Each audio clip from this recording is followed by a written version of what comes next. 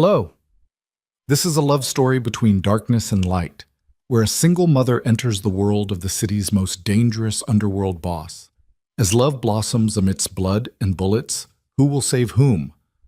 Or will they both perish? Watch until the end, and comment with the name of the city you're watching in to let me know how far this story has progressed. The wine hit the white tablecloth like a wound opening. Rowan Vale watched the dark stain spread across imported Italian linen and felt the air in Vespera leave the room. Not gradually, all at once, the way oxygen disappears before a detonation. Her fingers wouldn't stop shaking. 12 hours on her feet, 3 espresso shots holding her skeleton upright, and the dull ache behind her left eye that meant she'd forgotten to eat again. The glass had tilted maybe 2 degrees, maybe less. But 2 degrees was enough to send Sangiovese bleeding across the table of the most dangerous man in Blackwater City. One of Lucien Moretti's bodyguards moved first. Big man, shaved head, hands like engine blocks. He stepped toward Rowan with the kind of mechanical precision that suggested he'd solved problems like her before, usually in parking garages or the back seats of sedans with tinted windows.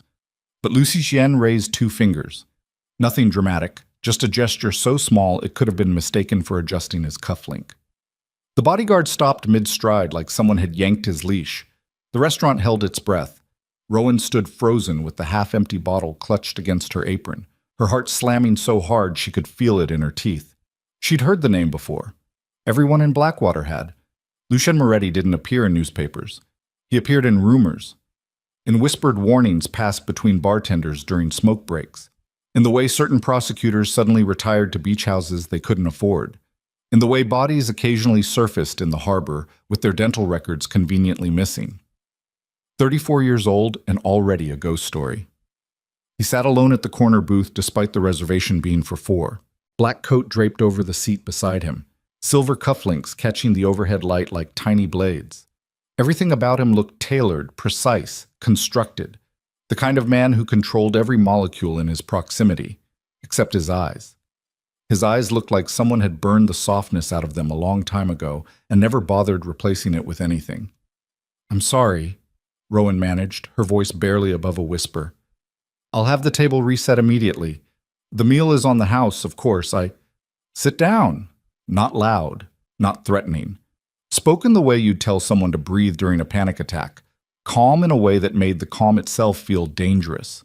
Rowan didn't sit. She couldn't.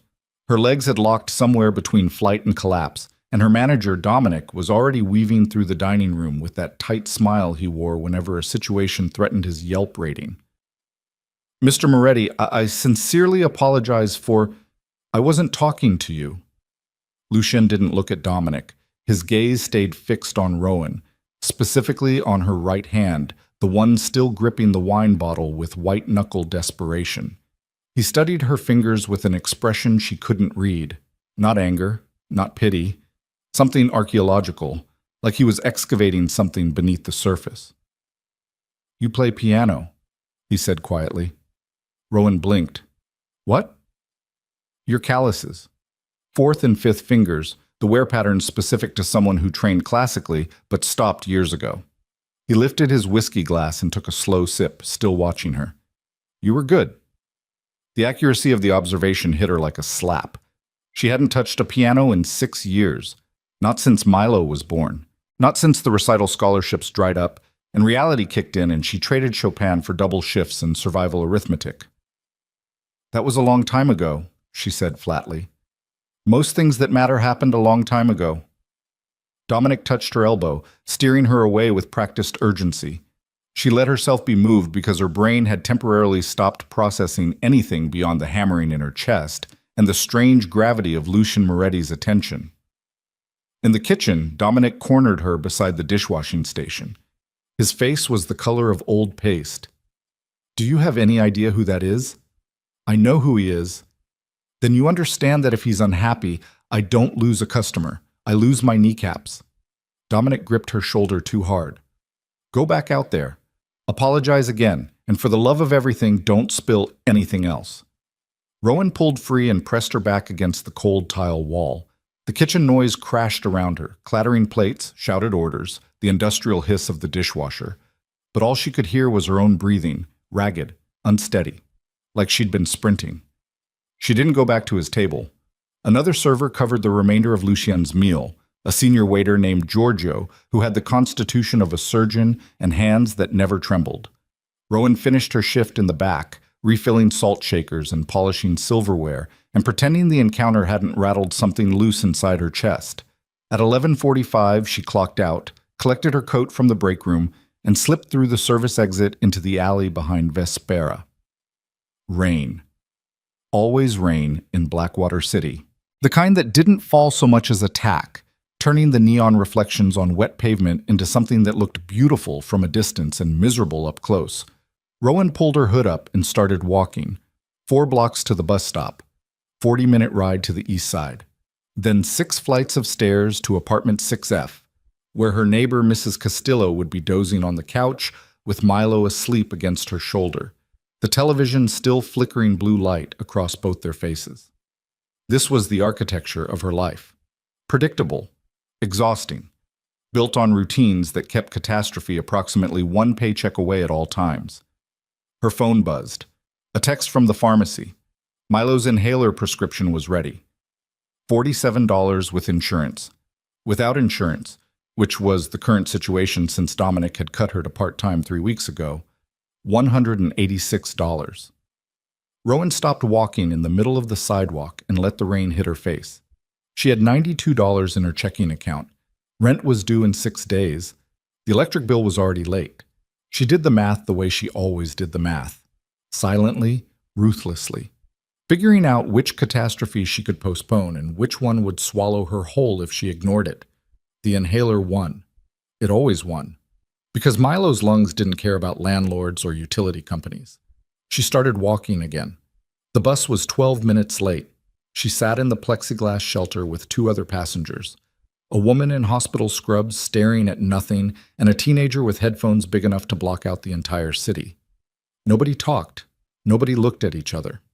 This was Blackwater at midnight, a place where eye contact was either an invitation or a threat. When she finally reached her building, the elevator was broken again. She climbed the stairs with her calves burning and her lower back screaming and the taste of espresso turning sour in the back of her throat.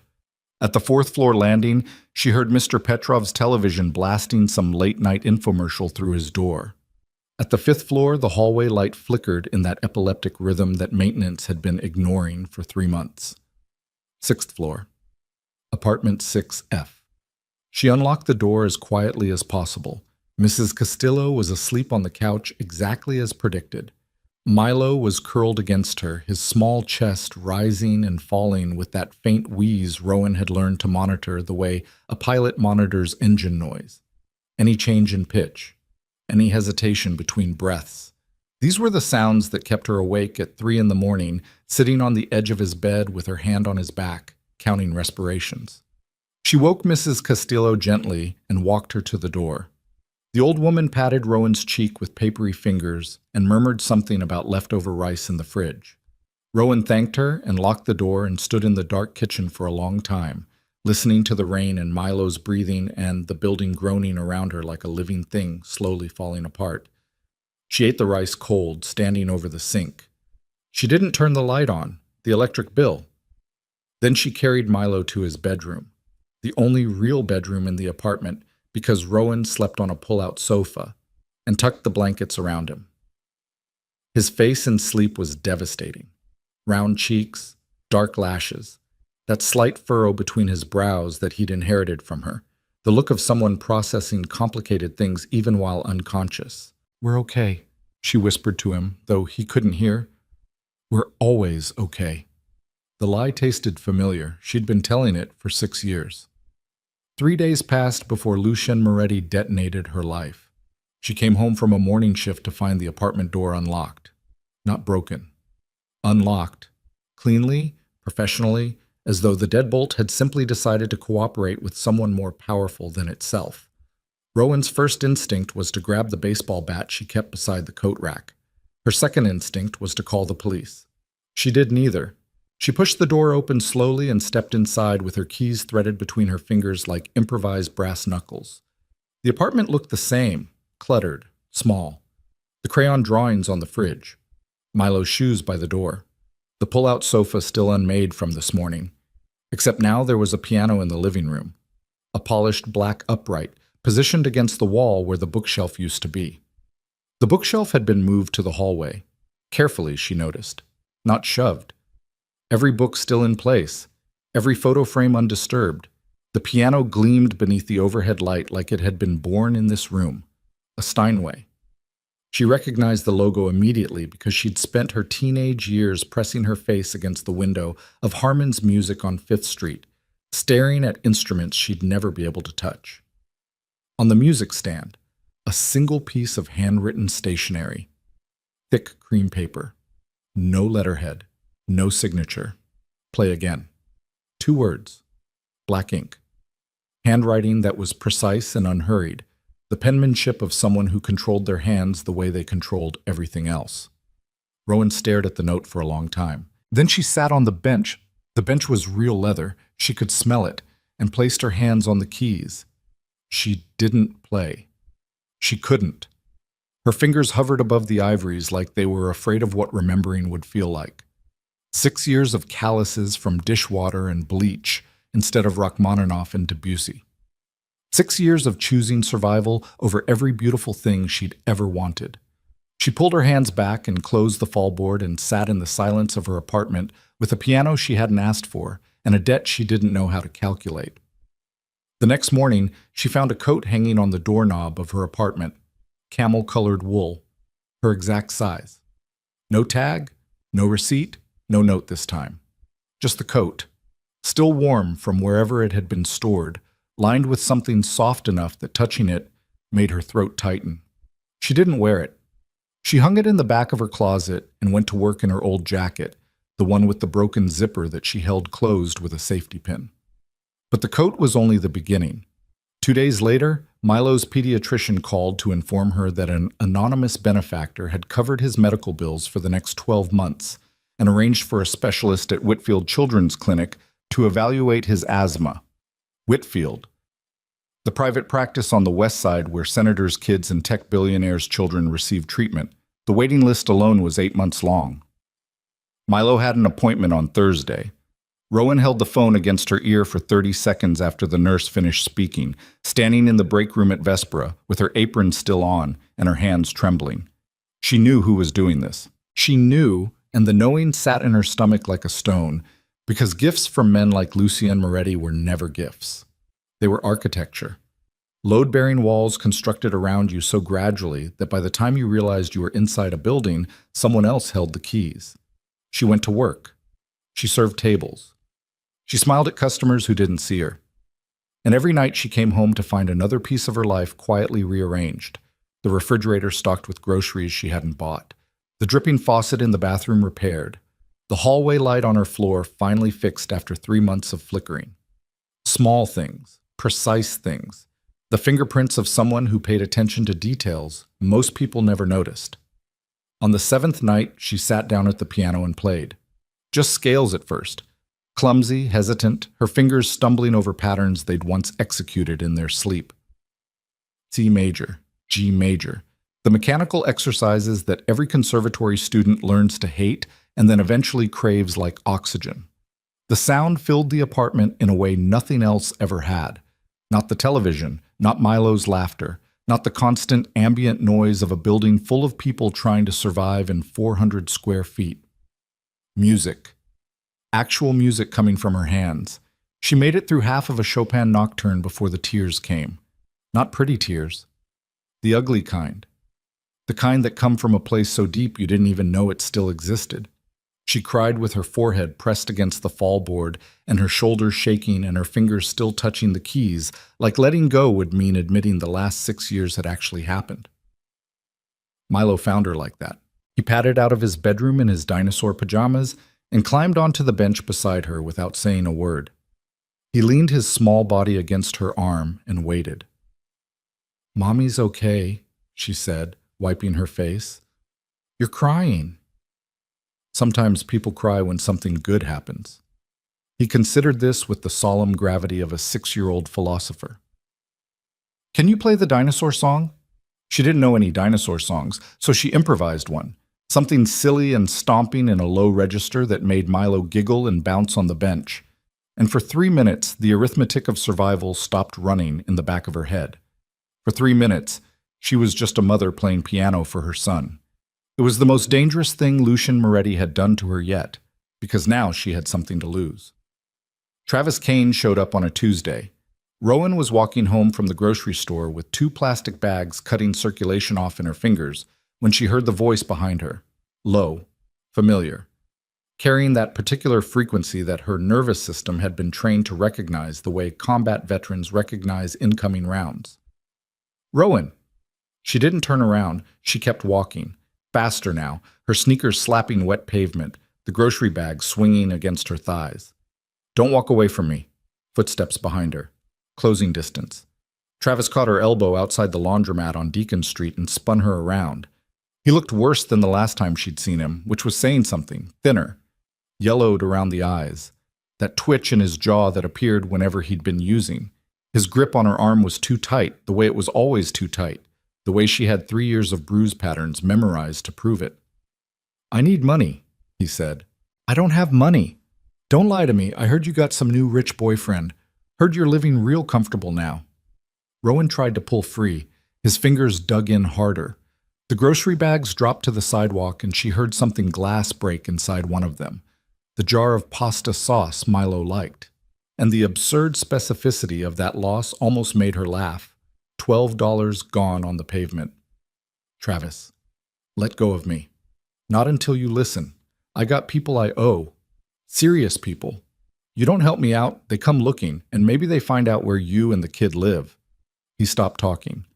Not because Rowan interrupted him, because a black SUV had pulled to the curb silently, followed by another and another, until 3 vehicles formed a wall of tinted glass and engine heat along Deacon Street. The rear door of the middle SUV opened. Lucien Moretti stepped onto the sidewalk like he'd been poured from shadow. Black coat. No umbrella despite the drizzle. That same architectural stillness, every movement economical, nothing wasted. 2 men flanked him. Neither reached for weapons. They didn't need to.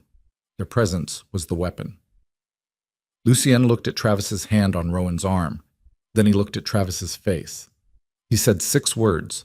Rowan would replay them in her memory for months afterward, trying to understand how 6 ordinary words spoken at conversational volume could make a grown man turn the color of old newspaper.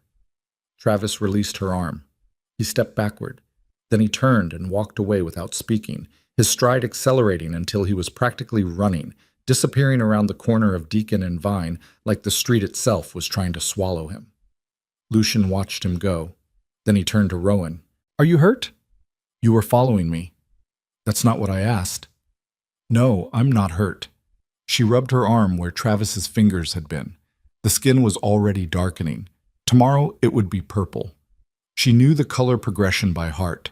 Lucien noticed. She saw his jaw tighten, a muscle flexing beneath skin that looked like it had been carved rather than grown.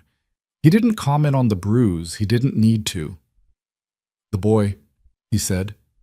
Is he safe? Milo's at school. Does Kane know which school? The question stopped her cold, because she hadn't considered it. 3 years of restraining orders and blocked phone numbers and moving to the other side of Blackwater, and she'd never once considered whether Travis knew where Milo's school was. Lucien read the answer on her face. He pulled a phone from his coat and spoke quietly to someone for 11 seconds. Rowan didn't catch the words. When he hung up, he looked at her with an expression that might have been concern if concern wasn't something she'd stopped expecting from men who moved through the world the way Lucien Moretti did. The school is covered, he said, starting now. I didn't ask you to do that. I know. Silence. Rain on pavement. The distant hum of the city grinding forward. Who are you? Rowan whispered. Not the question she meant to ask. She knew who he was. Everyone knew. What she really meant was something closer to why. Why her? Why Milo? Why any of this? But the word wouldn't form properly in her mouth. Lucien studied her for a long moment. Then he picked up her fallen grocery bags from the sidewalk, cradling them against his chest with surprising care for a man whose hands had reportedly done unspeakable things. He examined the broken jar leaking marinara sauce through the plastic. "You'll need another one of these," he said. And despite everything, the fear, the confusion, the violent geometry of the situation, Rowan almost laughed. 3 days later, Travis Kane disappeared from Blackwater City entirely. His apartment was cleared out. His phone disconnected. The bartender at Ricky's Tavern, where Travis drank every night, said he'd left in a hurry around 2 in the morning, carrying a single duffel bag and looking like a man who'd seen the expiration date on his own life. Nobody filed a missing person report. Nobody cared enough to notice. Rowan noticed. She sat at the piano that evening after putting Milo to bed and pressed a single key, middle C, and listened to it resonate through the apartment. A clean, honest sound. No ambiguity, no hidden frequencies. She held the key down until the note died completely. Then she reached for her phone and dialed the number on the business card that had appeared in her mailbox 2 days ago. Plain white card. A phone number. Nothing else. It rang once. "Rowan?" Lucian's voice on the other end. Not surprised. He'd been expecting her call. "What did you do to Travis?" A pause. The sound of ice shifting in a glass. "He's alive. He's relocated. He won't contact you again." "That's not an answer." "It's the only answer I'm going to give you." She closed her eyes. The piano key was still slightly depressed beneath her finger, the hammer resting against the string without enough pressure to make a sound. "Why are you doing this?" she asked. "The piano, the medical bills, the groceries, Travis, why?" Silence on the line. Long enough that she thought he'd hung up. Then, "Have dinner with me." That's not an answer either. "Friday night, 8 o'clock. I'll send a car." "Lucien, wear the coat."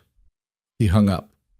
Rowan sat in the dark with the phone pressed against her ear and the dead tone humming like a flatline, and the piano gleaming beside her like a beautiful, dangerous question she didn't know how to answer. She told herself she wouldn't go. She told herself that repeatedly for the next 3 days. On Friday at 7:45, she put on the camel coat and walked downstairs to find a black sedan waiting at the curb with the engine running and the rear door already open, as though the car itself had known all along that inevitability would win. The sedan smelled like leather and money and something faintly chemical that Rowan couldn't identify until she recognized it as the absence of anxiety. Nothing inside this car had ever worried about rent. She sat with her hands in her lap and watched Blackwater City slide past the tinted windows. The east side gave way to the financial district. Then the financial district gave way to something older and quieter, the kind of neighborhood where wealth didn't announce itself because it didn't need to. Old stone buildings, iron gates, streets too clean for the rest of the city, as though the rain here had different instructions. The driver didn't speak. Rowan didn't ask questions. The restaurant wasn't Vespera. It was smaller, private.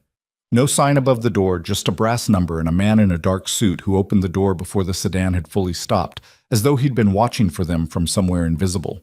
Lucien was already seated when she arrived. Same corner preference.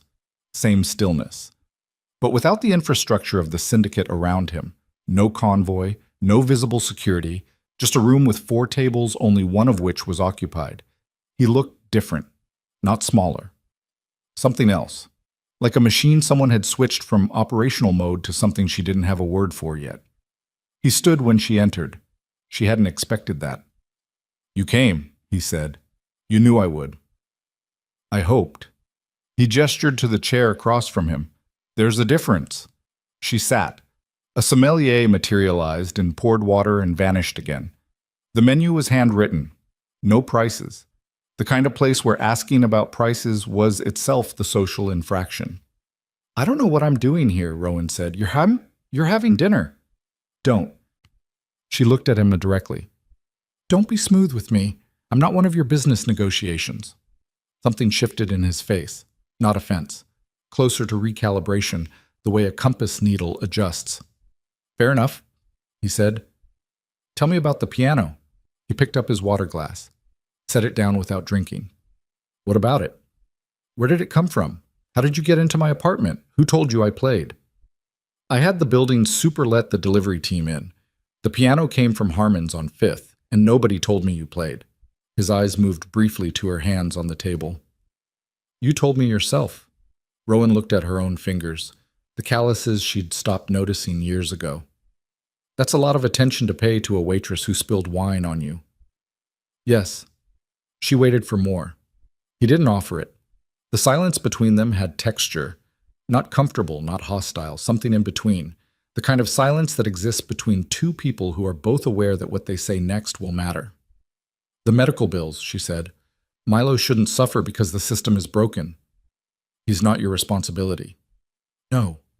Lucien's voice stayed even. He's not. Then why? He looked at her for a long moment, long enough that she fought the urge to look away. I watched you work 6 Saturday nights in a row, he said finally. Same restaurant, same section. You covered for 2 other servers on the 4th Saturday because one called in sick and one had a family emergency. You stayed until 2 in the morning. You took the bus home in the rain. Rowan's skin went cold. You were watching me before the wine. Yes. For how long? 6 weeks. The word landed in her stomach like something dropped from a height. 6 weeks. Before she'd ever seen his face. Before the wine. Before the piano. 6 weeks of being observed without her knowledge. Her routines cataloged by someone with the resources to catalog anything he wanted. That's... She stopped. Started again. That's not normal. No, it isn't. Most people would call that stalking. Most people would be right. The directness of it disarmed her. She'd expected deflection, charm. The practiced smoothness she'd assumed was how men like him operated. Instead, he sat across from her and confirmed the disturbing thing, as though disturbing things deserved honest acknowledgement. Why are you telling me this? She asked. Because you said not to be smooth with you. The food arrived. She didn't remember ordering. It was possible the kitchen had simply decided.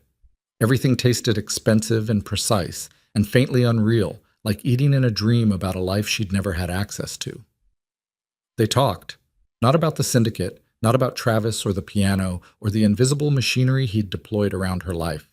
They talked about Milo. She didn't plan to, but Lucien asked one question, and the answer kept going because Milo was the architecture of every good thing in her life. And once she started describing him, she couldn't easily stop. The dinosaur obsession. The way he asked why approximately 40 times per day.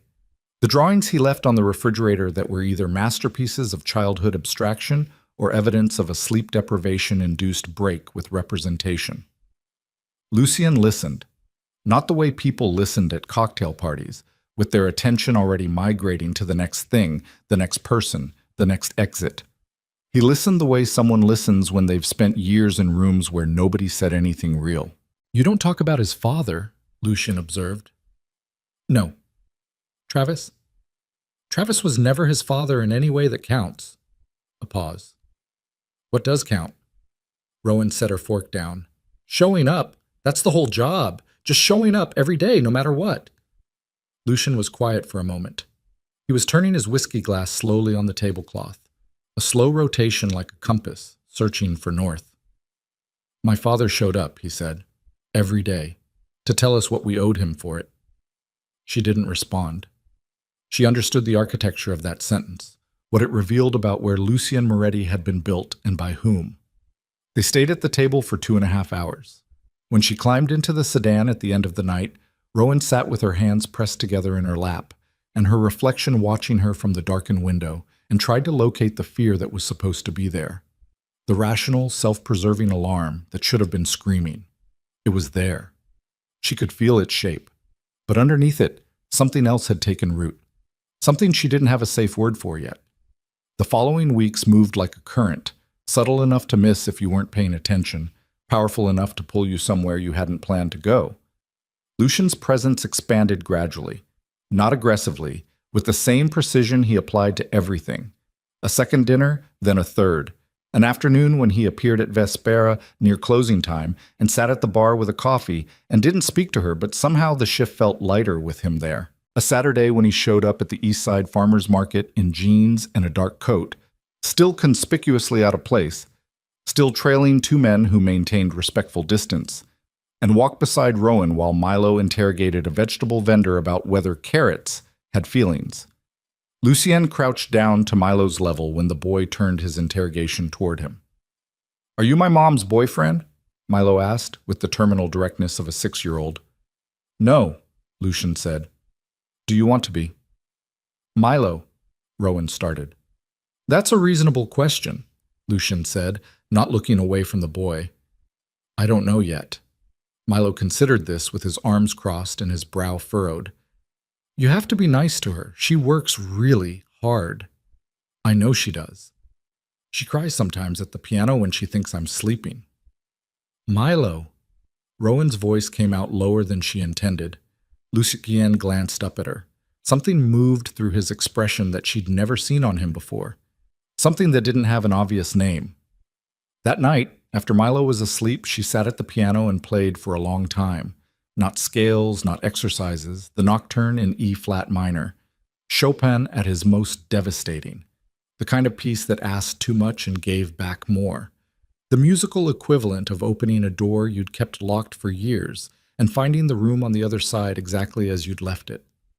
She didn't hear the knock at the door until it repeated.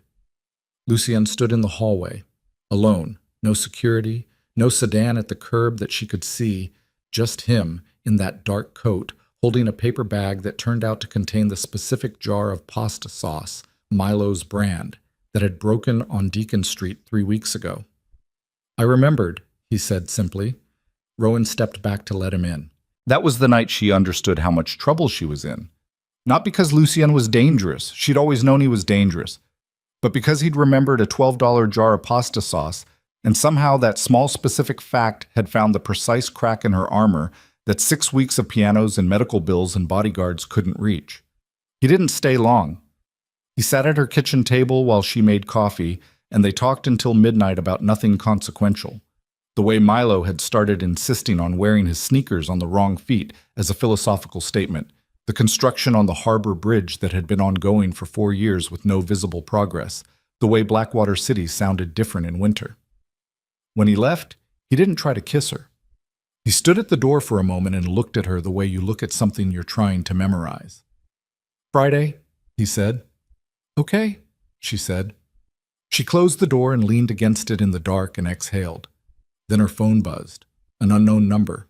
She almost ignored it. Something made her answer. "Ms. Vale." A man's voice, measured, official. "My name is Detective Elias Mercer, Organized Crime Task Force. I'd like to meet with you. Tomorrow, if possible. It's important." She should have hung up. "What time?" she said instead. They met at a coffee shop on the commercial strip near the hospital. Mercer was younger than she'd expected, mid-30s, tired around the eyes, wearing a jacket that had seen better years.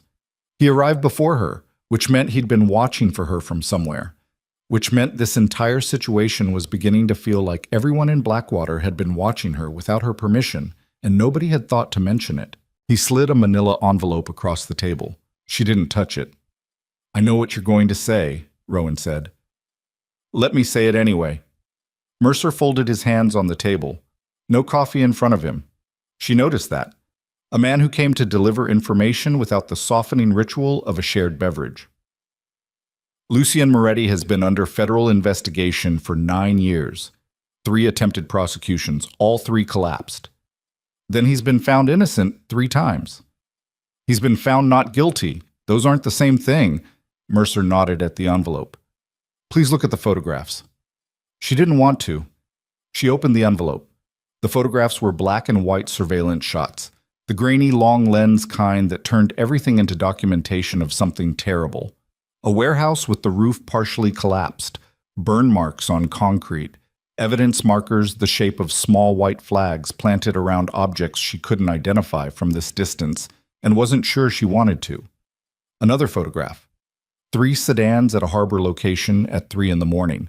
Men she didn't recognize carrying things that weren't cargo. Another. A man she did recognize. One of the security team she'd seen around Lucien, standing outside what Mercer identified in his caption as an illegal processing facility. She put the photographs back.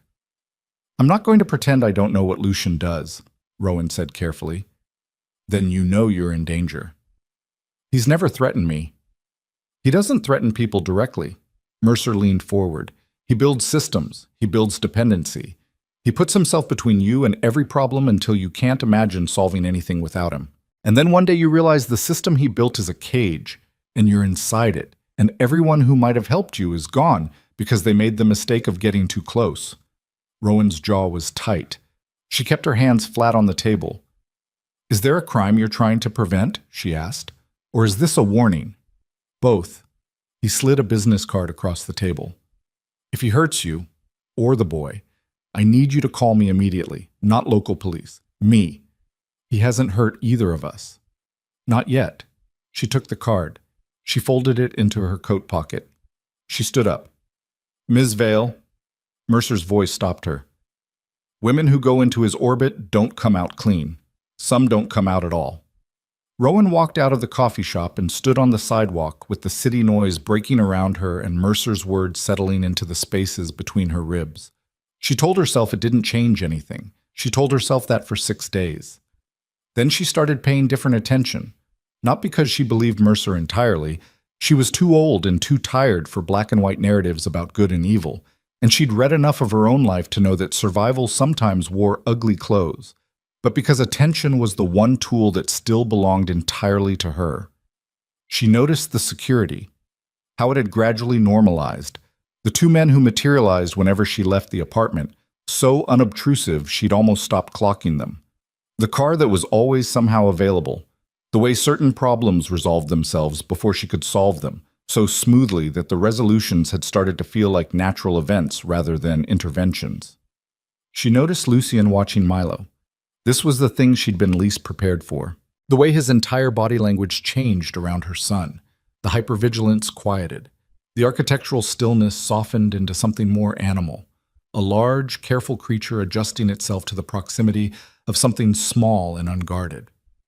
He didn't perform warmth. He didn't make the mistake of trying to be entertaining or educational or impressive.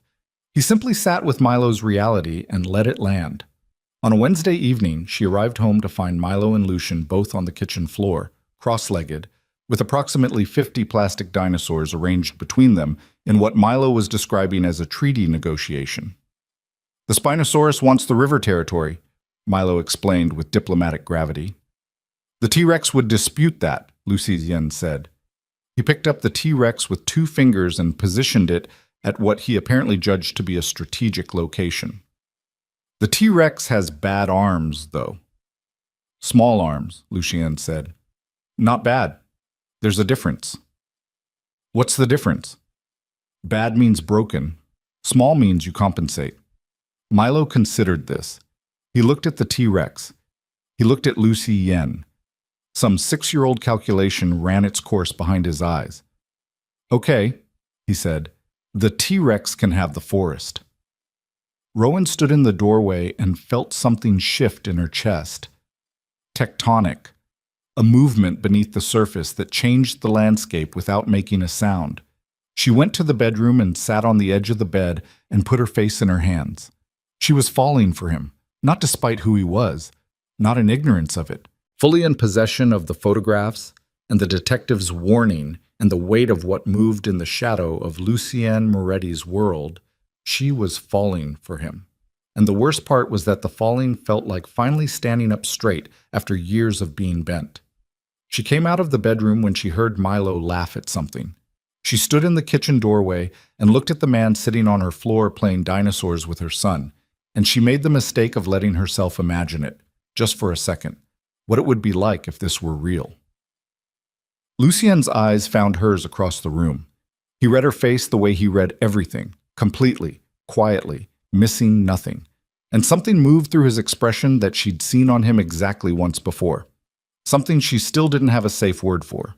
She looked away first. That night, after Milo slept and the apartment settled into its late-night frequency, she sat at the piano and didn't play. Lucien sat on the sofa with his sleeves rolled back and a glass of whiskey, and she could feel his attention on her shoulders the way you feel sunlight through a window. "Tell me something true," she said quietly. "About what?"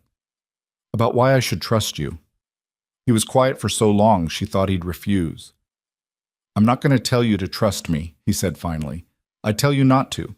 I tell you that trusting me is probably the second worst decision you could make. What's the first? Leaving. He paused. I'm aware that makes me the problem and the solution simultaneously. I don't have a clean answer for that. The honesty was devastating in its precision. What happened to your sister? Rowan asked. The silence changed quality. Her name was Elena, Lucian said, after a long time. She was 22. She didn't know anything about what I did. I made sure of that. Or I thought I had. His voice was flat, not empty. The flatness of something compressed beyond its natural state, held together by sheer pressure. The Valenti cartel understood that the best way to break something isn't to attack it directly. You find what it cares about. You remove it. Rowan didn't speak. I rebuilt everything after that, he said. Every relationship, every system, every operation. I made sure there were no more soft targets, no more Elena-shaped vulnerabilities. He turned the whiskey glass slowly. And then I walked into Vespera on a Tuesday night and watched a woman with paint remover hands try to pour wine without her hands shaking, and I understood that I'd made a serious strategic error. What error? Thinking I could watch without being changed by what I saw. The room was very quiet. Rowan turned on the piano bench to look at him. He was watching her with that expression, the one she'd stopped trying to categorize because every category was inadequate. Just a man sitting in the low light of her apartment looking at her like she was the most confusing and necessary thing he'd ever encountered. She stood up. She crossed the room. She sat beside him on the sofa, and the distance between them contracted to something measurable in inches, and she could hear him breathe, a slight change in rhythm, the only tell, and she put her hand on top of his on the cushion between them. Not romantic, not a gesture from a movie. Just her hand on his. Two people in a room with a very large amount of complicated truth between them. His fingers turned under hers. Held on. They sat like that for a long time. It was 3 a.m. when her phone rang. She didn't recognize the number. She answered it because 3 a.m. phone calls only ever meant one thing, and the one thing was always Milo. But Milo was breathing quietly in the next room. The voice on the line was male. Young. Slightly breathless, the particular breathlessness of someone delivering a message they'd been instructed to deliver quickly and without deviation. Ms. Vale, this is a courtesy call. Detective Mercer has opened a formal investigation file with your name as a person of interest. The filing was made this afternoon. You have approximately 72 hours before federal agents make contact. The line went dead. Rowan sat with the phone in her hand in the room, suddenly feeling smaller. Person of interest. She'd never committed a crime in her life. She barely jaywalked. But being adjacent to Lucian Moretti didn't require personal guilt. It required proximity, and she had 6 weeks of very well-documented proximity. She turned to look at Lucian. He was already watching her. He'd heard the change in her breathing. That was one of yours, she said. He didn't deny it. You have my phone monitored. Not monitored, flagged. Specific numbers trigger a notification. He held her gaze. Mercer's number is one of them. The floor shifted under her. You knew about the meeting, Rowan said slowly. The coffee shop, you knew the whole time. Yes. And you didn't... She stopped, recalibrated. You let me go anyway. I'm not going to stop you from making informed decisions. His voice was careful. I want you here because you want to be here, not because I've controlled the information. You controlled everything else. Yes. No defense in the word, just acknowledgement. Rowan stood up, put physical distance between them. Her heart was doing the thing again. The percussive thing that meant her nervous system had received information faster than her brain could process it. How much of this is real, she said. How much of the last 6 weeks has been... She stopped herself. The pasta sauce. The market. Milo's dinosaurs. Was any of that... all of it? Something cracked in his voice. A hairline fracture in the compression. Everything I've done in the last 6 weeks has been the most honest thing I've done in 10 years. Honest people don't tap phones. I'm not an honest person. I've never claimed to be an honest person. He stood up. Same room, opposite wall, like 2 charged particles maintaining distance by instinct. I'm a dangerous person who is trying, badly and imperfectly, to be something different in your presence. I don't know how to do it without the infrastructure. I don't know how to... He stopped. I don't know how to care about someone without trying to make them safe. By taking away their choices. Yes. The admission landed hard. Rowan looked at him across the room. At the man who had restructured her life with the same hands that had done the things in Mercer's photographs. At the man who had sat on her kitchen floor and defended the tactical honor of a plastic T-Rex. At the man who had held her hand in the dark and changed his breathing when she sat close to him.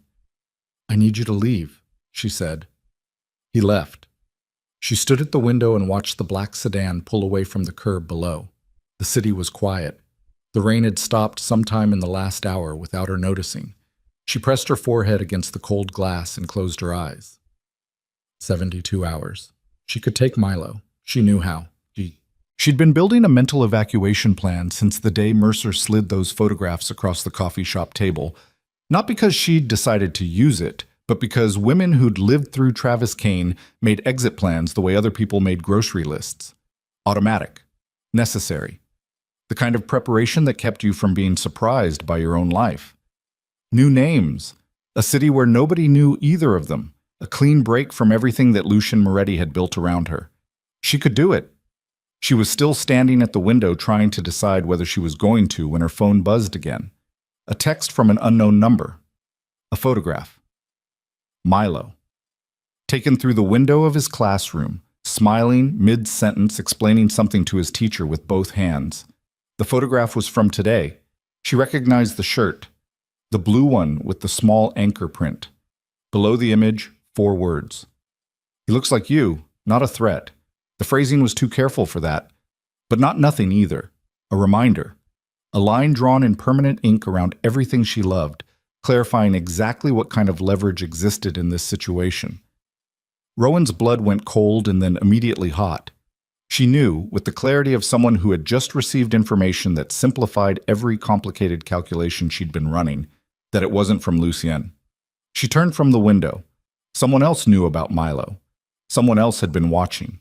And whoever it was had just made the worst mistake of their lives by making sure. She called Lucien before the phone left her hand. He picked up on the first ring. She didn't say hello.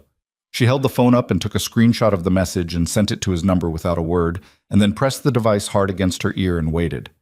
3 seconds of silence. Then, don't move. Don't open the door for anyone. I'll be there in 8 minutes. Milo's school? Already done. He won't be alone for the next 30 seconds. I promise you that. His voice had changed. The careful, measured tone was gone, stripped back to something raw and more mechanical. A man shifting into operational mode the way an engine shifts gears. Rowan, look at me. You're not here. Look at the door. Focus on the door. I'm coming. She looked at the door. The deadbolt was engaged. The chain was on. She'd done both automatically, muscle memory from years of Travis. And she was grateful now for every terrible thing that had trained her hands to do that without being told. 6 minutes and 40 seconds later, the knock came. 3 beats. A pause. 2 beats. She opened the door. Lucien came in fast and quiet, 2 men behind him moving through the apartment with the systematic efficiency of people clearing rooms for a living. She watched them open closets and check the bathroom and verify the window locks, and felt something cold and clinical settle over her panic like a second skin. This was his world. She was standing inside it completely now. "Where's the phone?" Lucien said. She handed it to him. He studied the photograph for longer than she expected. His jaw was a hard line, that muscle flickering beneath the skin. "The timestamp," he said quietly, more to himself than her. "This was taken at 2:17 this afternoon. During pickup. I was still at work." "Who picked him up today?" "Mrs. Castillo. She always does Tuesday and Wednesday." Rowan watched his face. "What are you seeing?"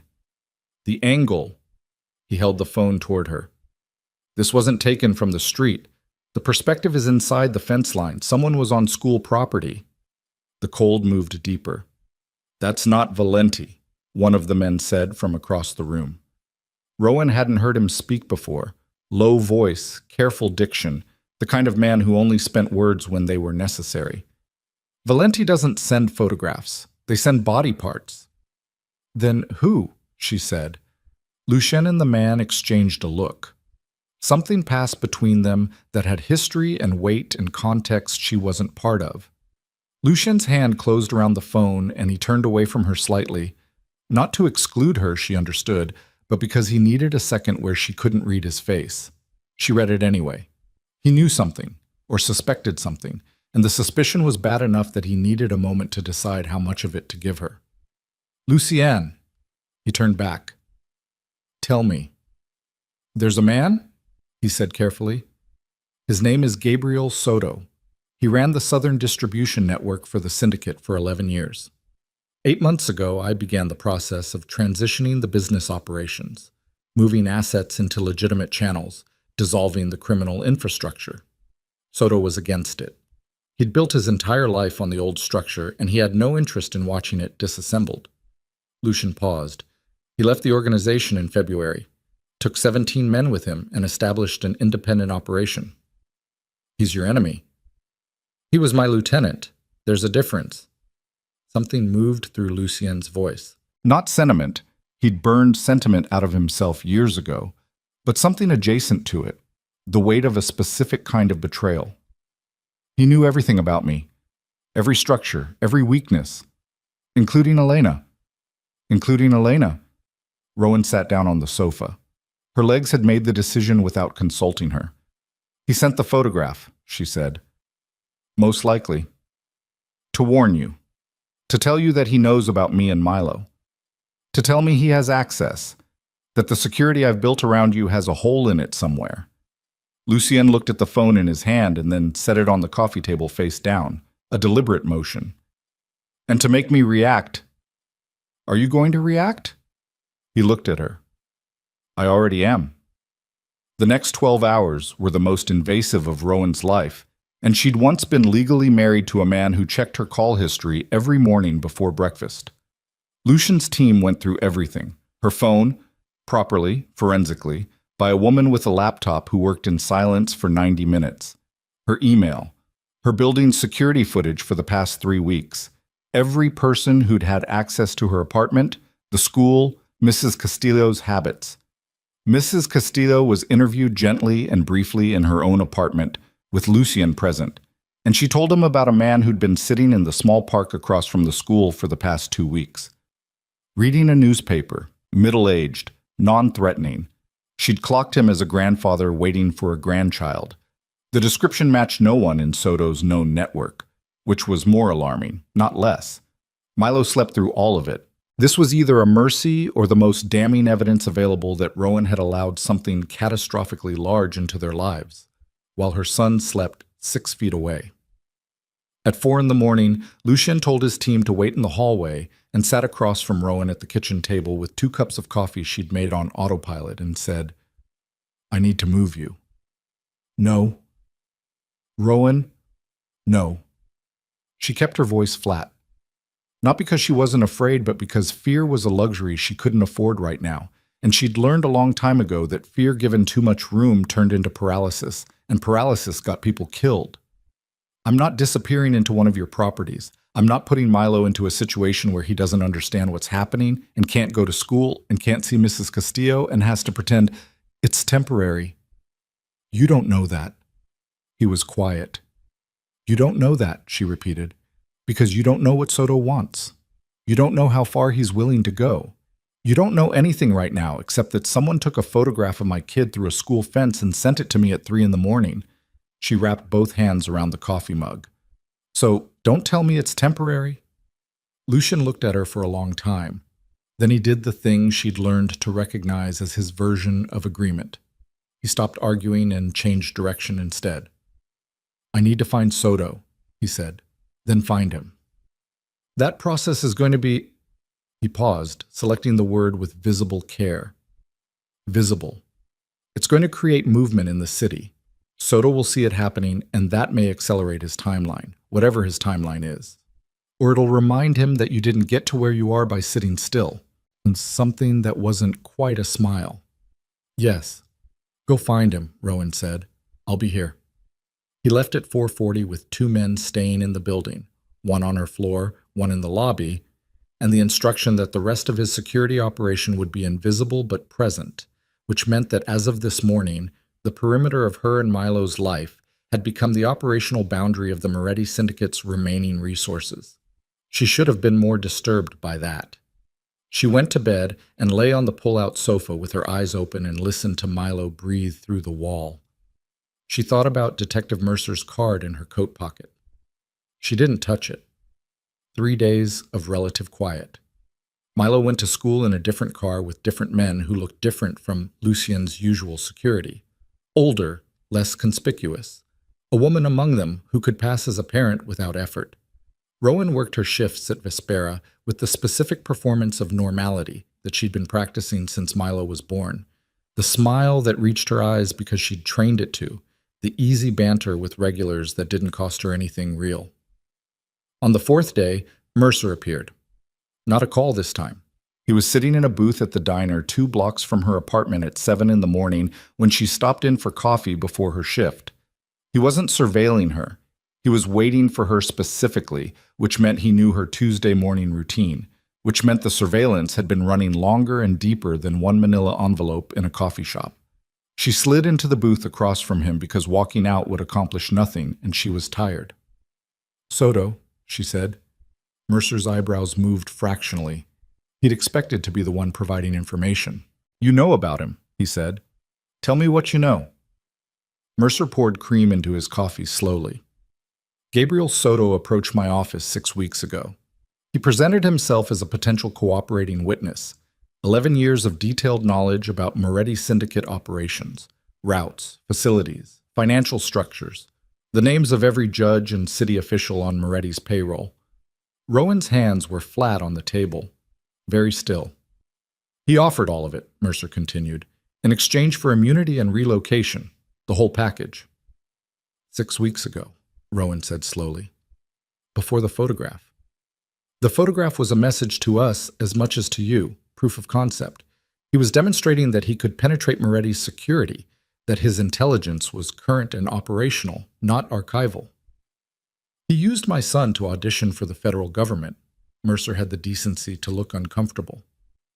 "The program moves slowly. There's a review process, authorization levels. He used my 6-year-old child as a calling card." Her voice came out very quiet, the very quiet register that Travis had learned to fear years ago. "And you let it happen. You knew he was watching the school." "We didn't know the school specifically." "Did you know he was watching Milo?" Mercer said nothing. "Did you know?" "We knew he was surveilling Moretti's personal associates. We didn't know the extent." Rowan stood up. "Miss Vale, sit down. Please." Mercer's voice shifted. The official register dropped, replaced by something more plain-spoken. "I need you to understand something. Whatever you feel about Lucien Moretti, Soto is categorically different. Soto doesn't have Moretti's, and I can't believe I'm saying this, Soto doesn't have Moretti's restraint. His independent operation in the last 8 months has been associated with 4 deaths. 2 of them were civilians." She stood at the edge of the booth. "Soto isn't trying to leverage you," Mercer said. "He's trying to dismantle Moretti completely, personally. The federal cooperation is a sideshow. He wants Moretti destroyed, and he wants to watch it happen. You and the boy are the fastest way to do that." Rowan left the diner. She called Lucien on the walk to Vespera. She told him about Mercer, about Soto's cooperation offer, about the timeline. 6 weeks, the same 6 weeks that Lucien had been appearing in her life. Lucien went quiet in a way that was different from his usual quiet. "He approached Mercer before the piano," Rowan said. "Lucien, Soto was already moving against you before any of this started." "Yes." "Did you know?" The pause lasted 4 seconds. 4 seconds was a long time when you were walking fast down a wet sidewalk at 7:15 in the morning, waiting for an answer that was going to change the shape of everything. "I suspected Soto had opened communication with law enforcement," Lucien said. "I didn't know the specifics or the timeline." "What else didn't you know?" Another pause. Different quality. "Lucien, what else?" "There's a possibility," he said carefully, "that someone inside my current organization has been providing information to Soto, someone who has been in a position to observe the last 6 weeks. The pavement felt unsteady. "You have a leak," Rowan said. "I'm working to identify it." "How long have you known?" 72 hours. The same 72 hours that Mercer had warned her about, the same window that the anonymous caller had identified. She walked through the arithmetic of that while the city moved around her. Cabs and delivery trucks, and people with coffee, and nowhere near enough awareness that the woman walking among them was watching the entire structure of her life crack from the foundation. "Is that why you moved the security around the school?" she asked. "Not because of the photograph, because of the leak." "Both? Who knows about me? Inside your organization, who knows about me and Milo?" "Everyone at this point." His voice was flat, not apologetic. He'd moved past apology into problem solving, which was either admirable or terrifying depending on which side of the problem you were standing on. "I wasn't—" A pause that sounded like a man choosing honesty over comfort. "I wasn't careful in the beginning. I didn't anticipate that I would become a liability. That's not the word. It's the accurate word." He didn't argue, because it was accurate. In the operational geometry of the syndicate, Rowan Vale and her asthmatic 6-year-old were a vulnerability that any competent enemy would identify and exploit. Lucien had known that. He'd deployed security and distance and careful management, but somewhere in the last 6 weeks the management had slipped and the knowledge had spread. And now a man with 4 civilian deaths in his recent history knew exactly where Milo went to school and what shirt he'd worn on Tuesday. She worked her shift. She smiled at customers. She poured wine without spilling. At 2 in the afternoon, during the between-lunch lull when the restaurant was half empty and Dominic was in the back office pretending to do inventory, a man she'd never seen before sat down at table 7 and ordered a sparkling water. 45. Gray at the temples. A face so average it functioned as camouflage, the kind of face that security cameras would struggle to reconstruct from memory. He was wearing a wedding ring and a watch that cost more than her car had, back when she'd had a car. He sat with his sparkling water, and when she brought it to him, he looked up with the expression of someone conducting a transaction rather than having a human interaction. "Ms. Vale," he said quietly, "my name isn't important. I represent Mr. Soto's interests. I'd like to speak with you for 3 minutes." Her whole body went rigid. The server's reflex, the trained calm, the professional neutrality, activated without her permission. "I'm working," she said. "I know. This won't take long." He kept his voice at a register that wouldn't carry to the next table. "Mr. Soto would like you to know that his dispute is entirely with Lucien Moretti. You and your son are not his concern. He wants you to understand that." How thoughtful. He also wants you to understand that if you remain in Moretti's proximity, the distinction becomes difficult to maintain. The man's voice was flat and procedural, like reading from a document. "You have a son. Mr. Soto has a son as well. He respects that calculus. Get out of my restaurant. Ms. Vale, if you are still sitting at this table when I come back from the kitchen," she said very quietly, "I'm going to tell the man at the bar that you touched me." She glanced at the bar. One of Lucien's security, the one she knew as Vincent, was nursing a coffee he'd been nursing for 2 hours. He was already watching table 7 with an expression that suggested he'd been watching since the man sat down. The man at table 7 followed her glance. Read the situation with the professional speed. He left $40 on the table and walked out. Rowan went into the walk-in refrigerator and stood among the cold vegetable inventory for 90 seconds, with her hands pressed against the metal shelving and her breath making small clouds in the refrigerated air, and told herself very firmly that she was not going to fall apart in a commercial refrigerator. She didn't fall apart. She came back out. She told Vincent what the man had said verbatim, as precisely as she could reconstruct it. Vincent listened without expression and made a phone call. She went back to work. That evening, she picked Milo up from school herself. She held his hand the entire walk to the car, tighter than usual, and he allowed it with the instinctive generosity of a child who understands when a parent needs something without being able to name it. "Mommy, your hand is cold," he said. "I know, baby. Mine is warm. You can have some of my warm." She gripped his hand tighter. The ache behind her sternum was enormous and specific, and she carried it the 4 blocks to the waiting car without making a sound.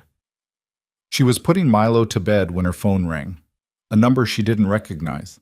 She answered it in the hallway with the door to Milo's room half closed. Rowan. A man's voice.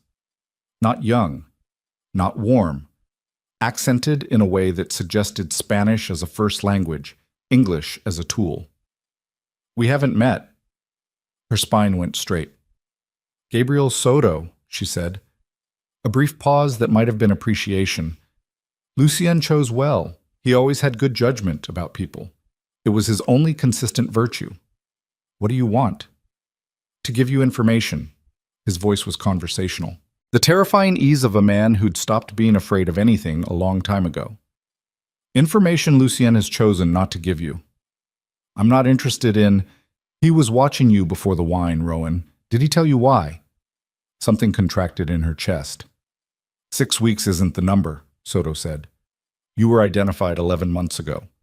Not by Lucien personally, by my office, when I was still in the syndicate. We received intelligence that Travis Kane had approached a low-level Valenti associate about a debt. The Valenti name was flagged during a routine threat assessment. Your name appeared on the Kane file. Standard procedure put you in a monitoring category. He paused. Lucien reviewed the files personally, as he reviewed all Valenti-adjacent intelligence. That's surveillance protocol, Rowan said. Her voice was steady. Her hands were not. That's not... He removed you from the general monitoring file 8 months ago, Soto said. He reclassified you as a personal interest and assigned a dedicated 2-person observation team, 8 months before the wine, 8 months before the piano. The hallway was very still. He built the approach, Soto said. The wine was not an accident.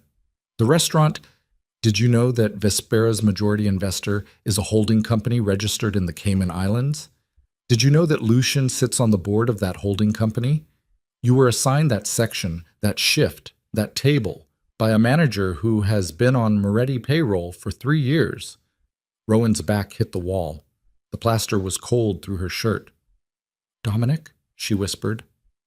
The pasta sauce on Deacon Street, Soto continued, patient and deliberate. A man laying tiles in a floor he'd been planning for months. Travis Kane was contacted by one of Lucien's men a week before that encounter. Kane was given a debt forgiveness offer contingent on one specific action.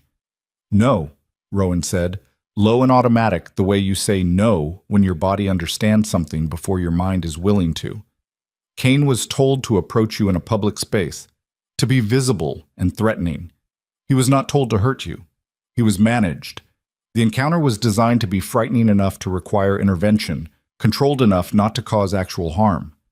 Soto's voice was quiet, almost gentle in the specific way that terrible truths sometimes arrive. Lucien needed you frightened. He needed to be the solution to a problem. Travis Kane was the problem he constructed. Rowan slid down the wall until she was sitting on the hallway floor with her back against the plaster and her knees pulled up and the phone pressed so hard against her ear that she could feel her own pulse in it. The piano was already in storage, Soto said, purchased 6 weeks before it was delivered. The medical specialist, the appointment was made 3 weeks before the wine spilled. All of it was built before you ever saw his face. You were not a coincidence, Rowan. You were a decision. A studied, deliberate, patient decision made by a man who wanted something and took the long route to acquire it. Silence. Why are you telling me this? She managed. Because he is going to ask you to trust him completely in the next 72 hours, Soto said. And I want you to make that decision with accurate information. Another pause. I am not a good man. I've never pretended otherwise. But Lucien Moretti is a man who built a stage and cast you in a role and watched you perform genuine emotion inside a fiction he constructed. That distinction matters. Even to me. The line went dead. Rowan sat on the hallway floor. Milo's breathing came through the half-open door. Steady, slightly wheezy, the familiar rhythm she'd been monitoring for 6 years. The piano was visible from where she sat, the black lacquer gleaming in the low light. Purchased 6 weeks before it was delivered. The medical specialist's appointment made 3 weeks before the wine spilled. Dominic on payroll for 3 years. Travis orchestrated. She sat with it all. She held it the way you hold something very heavy when you don't have anywhere to put it down. The phone in her hand buzzed, Lucien's name on the screen. She looked at it for a long time. Then she answered. "We need to talk," she said. "I know." His voice was different. The management was gone from it. Whatever careful calibration he normally maintained, something had stripped it. "You know Soto called me." "Yes." "Is it true?" She didn't specify which part. He would know. He'd been waiting for this question, she understood, for longer than tonight. A silence that lasted so long she thought the call had dropped. "Rowan, is it true?" The silence this time was different in quality. Not evasion, not management. The silence of a man who had spent years building precise architecture around every uncomfortable fact and had just watched the entire structure reach the end of yes. One word, no architecture around it, no careful placement or strategic framing, just the word falling through the phone line like something that had been held at height for a very long time and finally let go. Rowan didn't speak. "Not all of it," Lucien said. His voice was stripped down to something she hadn't heard before. Not the controlled stillness, not the operational calm. Something underneath both of those things. Raw material. The encounter at Vespero was arranged. Dominic, yes, he's on payroll. The section assignment, the shift, the table. That was constructed. And Travis. A pause that confirmed it before the word did. "Yes." "You paid Travis Kane to frighten me so you could save me." "I managed a controlled interaction. Kane was never going to—" "Don't." The word came out like a blade. "Don't explain the mechanics to me. Don't make it operational. You used my son's father, a man who had already hurt me for 3 years, as a prop in a scene you directed. You used my terror as a stage cue." Her voice was absolutely level. The levelness of something that had gone past the temperature where things shake and into the territory where they simply hold whatever shape the heat has burned them into. "Tell me the rest." "The medical appointments were prearranged, yes. The piano was in storage. I had identified you as a person of interest 11 months ago through a routine threat assessment, and person of interest." She said it back to him like she was reading from a document. "That's what I was. Initially, that changed." "When did it change?" "The third Saturday I watched you work." His voice was quiet now, quieter than she'd ever heard it. "You covered another server's section and stayed until 2 in the morning and took the bus home in the rain, and you didn't complain to anyone and you didn't cry, and you put one foot in front of the other like it was the only option that existed. And I understood that I had been watching someone I wanted to know instead of someone I was assessing. And you didn't think to introduce yourself like a human being. No. Because that would have given me a choice." The silence was long and honest. "Yes," he said. Rowan pressed her free hand flat against the hallway floor. The cold of the bare wood grounded her, gave her nervous system something real to measure against. She needed real right now. Everything else in the last 6 weeks was dissolving under the heat of what Soto had told her, and she needed at least one solid surface. "I'm going to ask you one more question," she said, "and I need the true answer, not the managed answer, not the answer that preserves anything. Ask it. Is what you feel for me, whatever it is any part of it real, or am I still a decision being executed?" The longest silence yet. "I don't know how to separate them," Lucien said. "That's the most honest answer I have. I built the approach deliberately, and somewhere inside the approach, I stopped being able to locate the boundary between the strategy and I stopped being able to find where the plan ended and the person began." His breath shifted. Milo's dinosaur treaty. That wasn't a strategy. The pasta sauce, the piano. I bought the piano before I spoke to you, but sitting beside you while you played was not calculated. I didn't calculate how that was going to feel. How did it feel? Like watching someone come back from somewhere very far away. His voice was barely above a whisper. Like something I didn't have a word for and still don't. Rowan sat on the hallway floor with her back against the cold plaster, and Milo's breathing through the half-open door and the piano gleaming in the low light of the living room. She thought about the coat, camel-colored wool, her exact size. In storage before they'd spoken a word to each other. She thought about 6 months from now. Whether she was still breathing, whether Milo was still safe, whether any version of this ended somewhere she could stand. "We'll talk tomorrow," she said. "In person." "Rowan, I need tonight. Give me tonight." He gave her tonight. She didn't sleep. She sat at the piano until 4 in the morning, playing nothing in particular, her hands moving through fragments of pieces she'd half forgotten. And she let herself feel the full weight of the last 6 weeks without trying to resolve it into anything clean. It wasn't clean. None of it was. But somewhere beneath the betrayal and the careful construction and the photographs of warehouses and harbor bodies, there was a man who had held her hand in the dark and changed his breathing when she sat close to him. And she didn't know yet what to do with the fact that both things were true simultaneously. At 7 a.m., she was making Milo's breakfast when the first explosion shattered the building's lobby windows.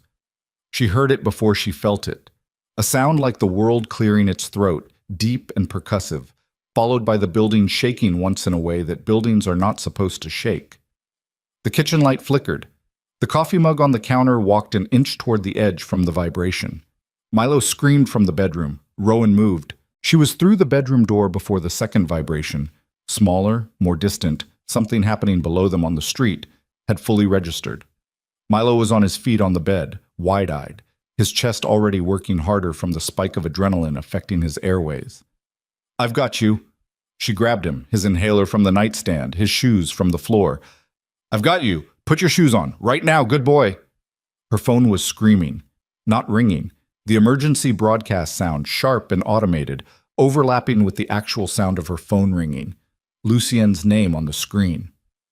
"We're inside," she said the moment she answered. "Don't use the elevator."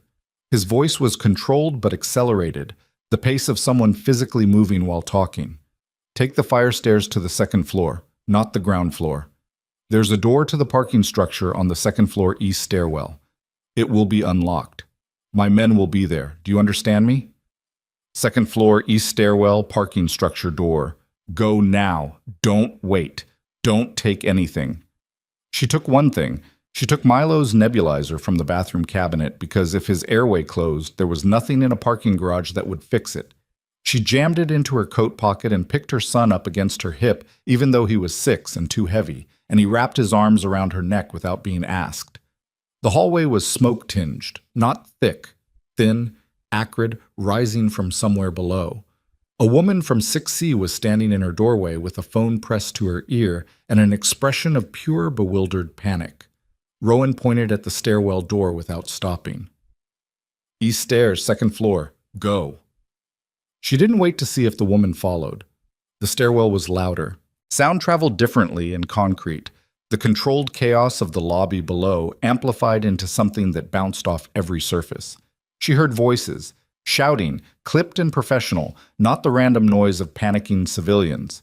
Men who knew exactly what they were doing and were doing it very fast. Second floor landing. The door to the parking structure was steel, heavy, and it opened when she hit the bar with her shoulder. 2 of Lucien's men were inside. She knew their faces. The woman named Torres and the older man she'd started thinking of as Gray. They moved immediately, Torres reaching for Milo, Gray steering Rowan toward the interior of the structure with a hand that was firm but not rough. "What happened?" Rowan demanded. "Vehicle bomb at the lobby entrance," Torres said, not breaking stride, heading toward a black SUV running 30 feet into the structure. Secondary device disabled on the east side. Nobody in the lobby was hurt. Building was clear at that hour. That hour. Her brain was running the arithmetic. 7 a.m. Deliberately early. Minimal civilian presence. This was a message, not a massacre. "Yes," Gray said simply. "Soto. We believe so." She got into the back of the SUV with Milo in her lap, his face pressed against her collarbone, his breathing slightly ragged in the way that meant she needed to monitor it carefully for the next hour. Torres took the front passenger seat. Gray drove.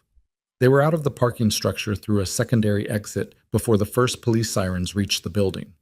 Lucien met them 20 minutes later at a location she wasn't given in advance, a private multi-story car park in the financial district, top level, open to the sky turning gray with early morning cloud. His sedan was already there when they arrived. He was out of it before it fully stopped, moving toward the SUV with a purpose that bordered on controlled desperation. She got out. Milo still in her arms. Lucien stopped 3 feet from her. He looked at them both with an expression she'd never seen on him, something that bypassed his entire operational self and landed somewhere completely unguarded. His jaw was tight. His hands, at his sides, were absolutely still in the specific way that things are still, when stillness is requiring effort.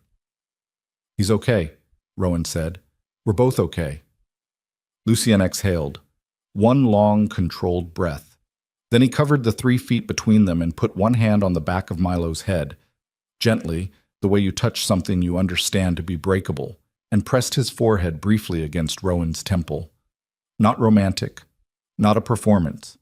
The gesture of someone checking with their own body that the people in front of them are real and intact. "This ends today," he said quietly. Milo lifted his head from Rowan's shoulder. He looked at Lucien with the directness that 6-year-olds weaponize without knowing it. "Are the bad guys coming?" Milo asked. Lucien looked at the boy. Something moved through his face. "No, I'm going to make sure they don't." "Promise?" A pause that lasted exactly long enough to mean the promise would be kept.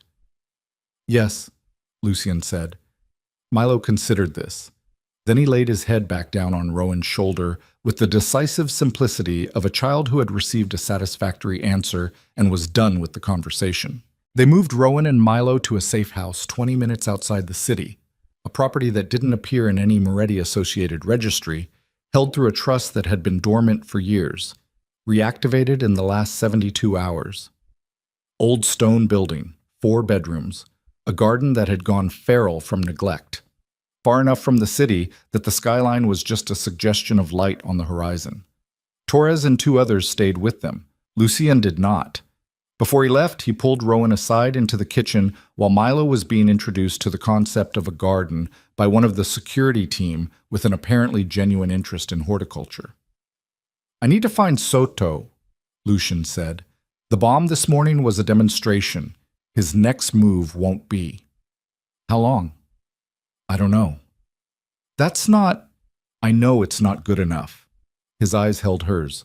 "The conversation we need to have, and about what I told you last night, about what Soto told you, so I'm not asking you to shelve it. I'm asking you to let me come back alive so we can have it." Rowan looked at him. At the face she'd been learning for 6 weeks, the geometry of it, the controlled planes of it, the places where control sometimes slipped and showed her something she hadn't expected to find. "You built a stage," she said quietly. "You cast me without asking." "Yes." "And now you're asking me to wait while you go do dangerous things with information I'm not allowed to have." "Yes." "I hate that." She held his gaze. "I hate all of it." "I know." "Come back." He left. Rowan stood in the kitchen of a safe house in the middle of nowhere and listened to Milo outside discovering something in the garden that was making him laugh. That specific full-body laugh he did, the one that came from somewhere below language. And she pressed both hands flat on the cold stone countertop and told herself that she had survived every terrible thing her life had thrown at her so far by staying very clear-headed, and she was going to stay clear-headed now.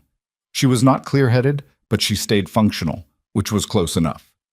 The intelligence came in fragments over the following hours, relayed through Torres in careful, edited summaries that told Rowan enough to understand the shape of things without every detail.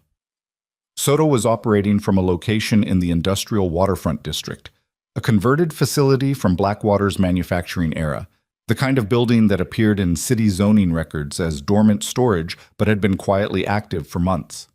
8 months, she understood. Since Soto left the syndicate in February and began building his counter-operation with 17 men and a level of institutional knowledge that made him the most dangerous kind of adversary. One who had learned everything he knew from the person he intended to destroy. At 2 in the afternoon, Luciani's team made their approach. Rowan knew the approximate timing because Torres's posture changed, something subtle, a fractional shift in attentiveness that told her communications were flowing more frequently through the earpiece Torres thought she was being discreet about. She sat at the kitchen table with Milo's nebulizer within reach and played a game involving small stones from the garden that Milo had invented with rules that appeared to shift in his favor at key moments. She let him win because watching him completely absorbed in something ordinary was the only thing keeping her from the specific low-frequency dread that had been running underneath everything since the explosion. Torres came to the kitchen doorway at 2:47. "There's a complication," Torres said. Rowan looked up. "What kind?" "The facility had a secondary team we didn't account for. There's been an engagement. Our people are managing it, but—" Torres stopped, a flicker of something through her professional composure. "Lucien is requesting you on comms." Rowan was out of the chair before the sentence finished. Torres handed her the earpiece in the hallway, away from Milo, who was now rearranging his stones with the focused energy of a general reformulating a strategy. "I'm here," Rowan said. Static. Then, "Rowan," Lucien A's voice, strained in a way she'd never heard, compressed, the voice of someone maintaining function through an effort she could physically feel through the receiver. "We have a situation. Tell me." "Soto has—" "He moved faster than we anticipated.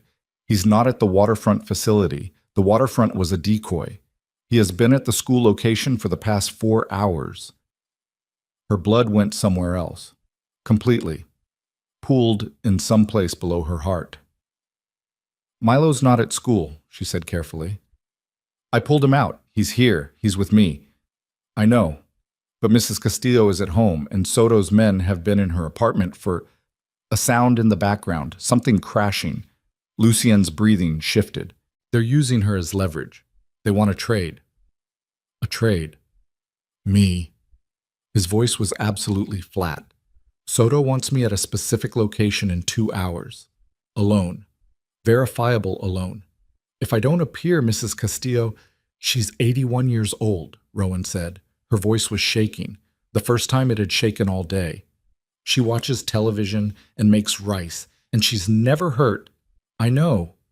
Lucien, I'm going." His voice left no space for argument. "I'm not— Rowan, I'm not going to let an 81-year-old woman— It's a trap. You know that. You walk in there alone, you don't walk out." "That's a possibility I'm choosing to accept." "Don't." The word came out raw and forceful, and she didn't try to control it. "Don't you dare make that choice while I'm on this phone. Think. There has to be another—" "I've thought." His voice was very quiet now. Something she recognized from the night he'd told her about Elena. The particular quiet of a decision that had already been made at a level below reason. "Rowan, listen to me." "No." "Listen." Not commanding, asking. "The transition files. The legitimate business networks. Everything is set up to operate without me if necessary. Vincent has authorization codes. Torres knows the legal contacts. You and Milo will have—" "Stop it!" Her voice broke on the second word. She didn't try to hide it. "Stop talking like that. Stop arranging things and come up with a different plan." A silence. She could hear him breathing, could hear other sounds behind him. Movement, voices, the operational texture of men preparing for something they understood might go badly. "Soto told you I constructed everything," Lucien said quietly. "He was right. I built the approach. I set the stage. I arranged the variables." A pause. "But there is no arrangement that makes what I feel for you and that boy a strategy. There is no version of this where I built a mechanism that accidentally taught me what I was missing." His voice was barely above a whisper. "The calluses on your fingers. The way you played in the dark when you thought Milo was sleeping. The fact that you told a woman in a hallway which stairwell to use while you were carrying your son and managing your own terror without making a sound." Her hand was pressed over her mouth. "That is not something I designed," he said. The 2-hour window Soto had given was running. She could hear it in the way Lucien's team moved in the background, the compression of limited time entering its final phase. Don't go alone, she said. I have to. Then take something with you. She thought fast, hard and fast and clear, because the clarity that had been eluding her since the explosion in the lobby was suddenly available. The specific cold clarity that arrives when the stakes crystallize into a single point. Take Torres. Not visible, not close, but there. Soto will verify what he can see. He can't verify everything.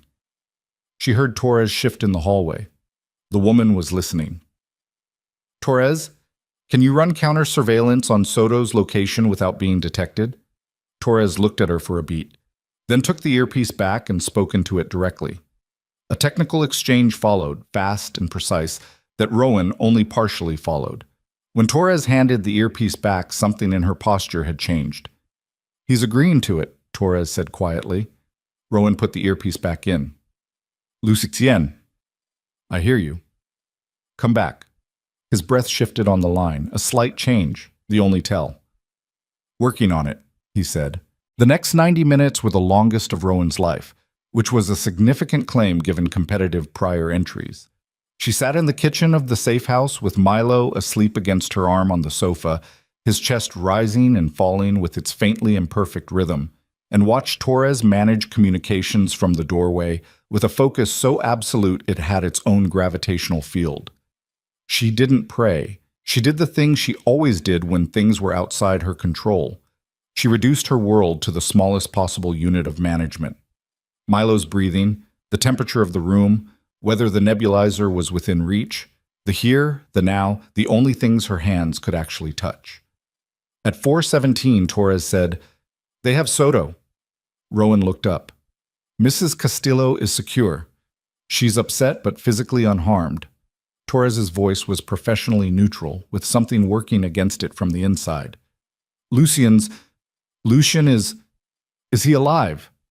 Torres pressed 2 fingers against her earpiece, listening. "He's requesting you," Torres said. "On the line." Rowan crossed the room in 4 steps. Static. Then breathing. His breathing. She knew it.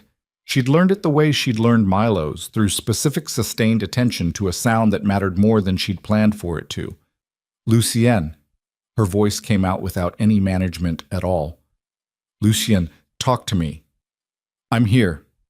His voice was rough, wrong in some frequency she couldn't identify. "Are you hurt?" A pause that was too long. "Lucien." "It's manageable," he said. "That's not what I asked." "Rowan." His voice was very tired now. The exhaustion of a man who has been running on operational necessity for hours and has hit the wall on the other side of it. "There's something you need to know. Before the medical team gets here and I'm in a situation where I can't, there's something about Soto, about what he told you." Her grip tightened on the earpiece. "The things he told you were accurate," Lucien said. "The construction, the approach, Dominic, Travis, all of it is accurate. I'm not going to tell you otherwise." His breathing shifted, labored in a way that sent cold down her spine. "But there's something Soto didn't tell you, something he couldn't have told you because he didn't know." A pause. Another. The sound of him choosing words through what sounded like real physical difficulty. "The piano wasn't in storage before I saw you. I told you it was purchased from Harmon's on 5th. That part was true. The date of purchase was the Wednesday after the wine, after I watched you try to pour a glass with hands that were shaking because you'd been on your feet for 12 hours, and you still showed up." Rowan's hand was flat against the kitchen wall. "I bought it the next morning," he said, "because there was a woman who used to play and had stopped, and I had money and she didn't, and for the first time in 10 years I wanted to use what I had to give something back to someone instead of taking." His breath caught. She heard it. A sharp involuntary sound that told her the manageable injury was managing considerably. The rest, the timeline, the monitoring file, Travis, that's all true. I'm not asking you to forgive any of it, but the piano was real. Whatever was real, that was where it started. The kitchen was absolutely silent. "Where are you?" she said. "The waterfront facility, Soto's location." "I'm coming." Rowan, there's no reason for you to... Torres, she turned to the doorway. I need a car. Torres looked at her. A brief assessment, not of whether to comply, but of how to comply most effectively. 3 minutes, Torres said. Rowan, Lucien's voice in her ear, you don't have to. I know I don't have to. She was already moving, checking Milo, the security team member near the door, the logistics of leaving her son in competent hands for the time this would take. I don't do anything I don't choose. That's not something you built. That was already there. A silence. The piano was real, she said quietly. I believe you. She heard him exhale. Milo woke as she was putting her coat on. He looked at her from the sofa with eyes that were still halfway somewhere else. The fuzzy look of a child interrupted mid-dream. Where are you going? He said. To get someone. He blinked. Processing. Lucien? Yes? Milo looked at her with that solemn 6-year-old gravity. The look of someone running a calculation she wasn't supposed to see. Okay, he said. He lay back down. Tell him the T-Rex needs to finish the treaty. Rowan buttoned her coat. I'll tell him, she said. Torres was at the door. The car was running. The night outside was cold and clear, and the city was a line of light on the horizon. The city where everything had started, where wine had spilled on white linen, and a man had looked at her hands and seen something she'd stopped seeing in herself. She walked out into the cold. The car moved fast through empty roads, Torres driving with the focused efficiency of someone who understood that speed and discretion were not mutually exclusive. Rowan sat in the back and watched the city grow larger and felt the various terrible and complicated things inside her chest settle into a configuration she didn't have a name for yet, but recognized as... The waterfront smelled like rust and river water and something chemical that had been soaking into the concrete for decades. The way certain kinds of damage become permanent simply through duration. Torres killed the headlights 2 blocks out. The car rolled the final distance in darkness, navigating by the ambient glow of security lamps along the harbor that cast everything in the color of old bruises. Rowan watched the facility materialize through the windshield, a converted manufacturing building, 4 stories of industrial brick with windows that had been blacked out from the inside, 3 vehicles in the lot, men moving at the perimeter with the clipped efficiency of a situation still being secured. The car stopped. Torres was out first. Rowan was out before Torres could open her door. The cold hit her immediately.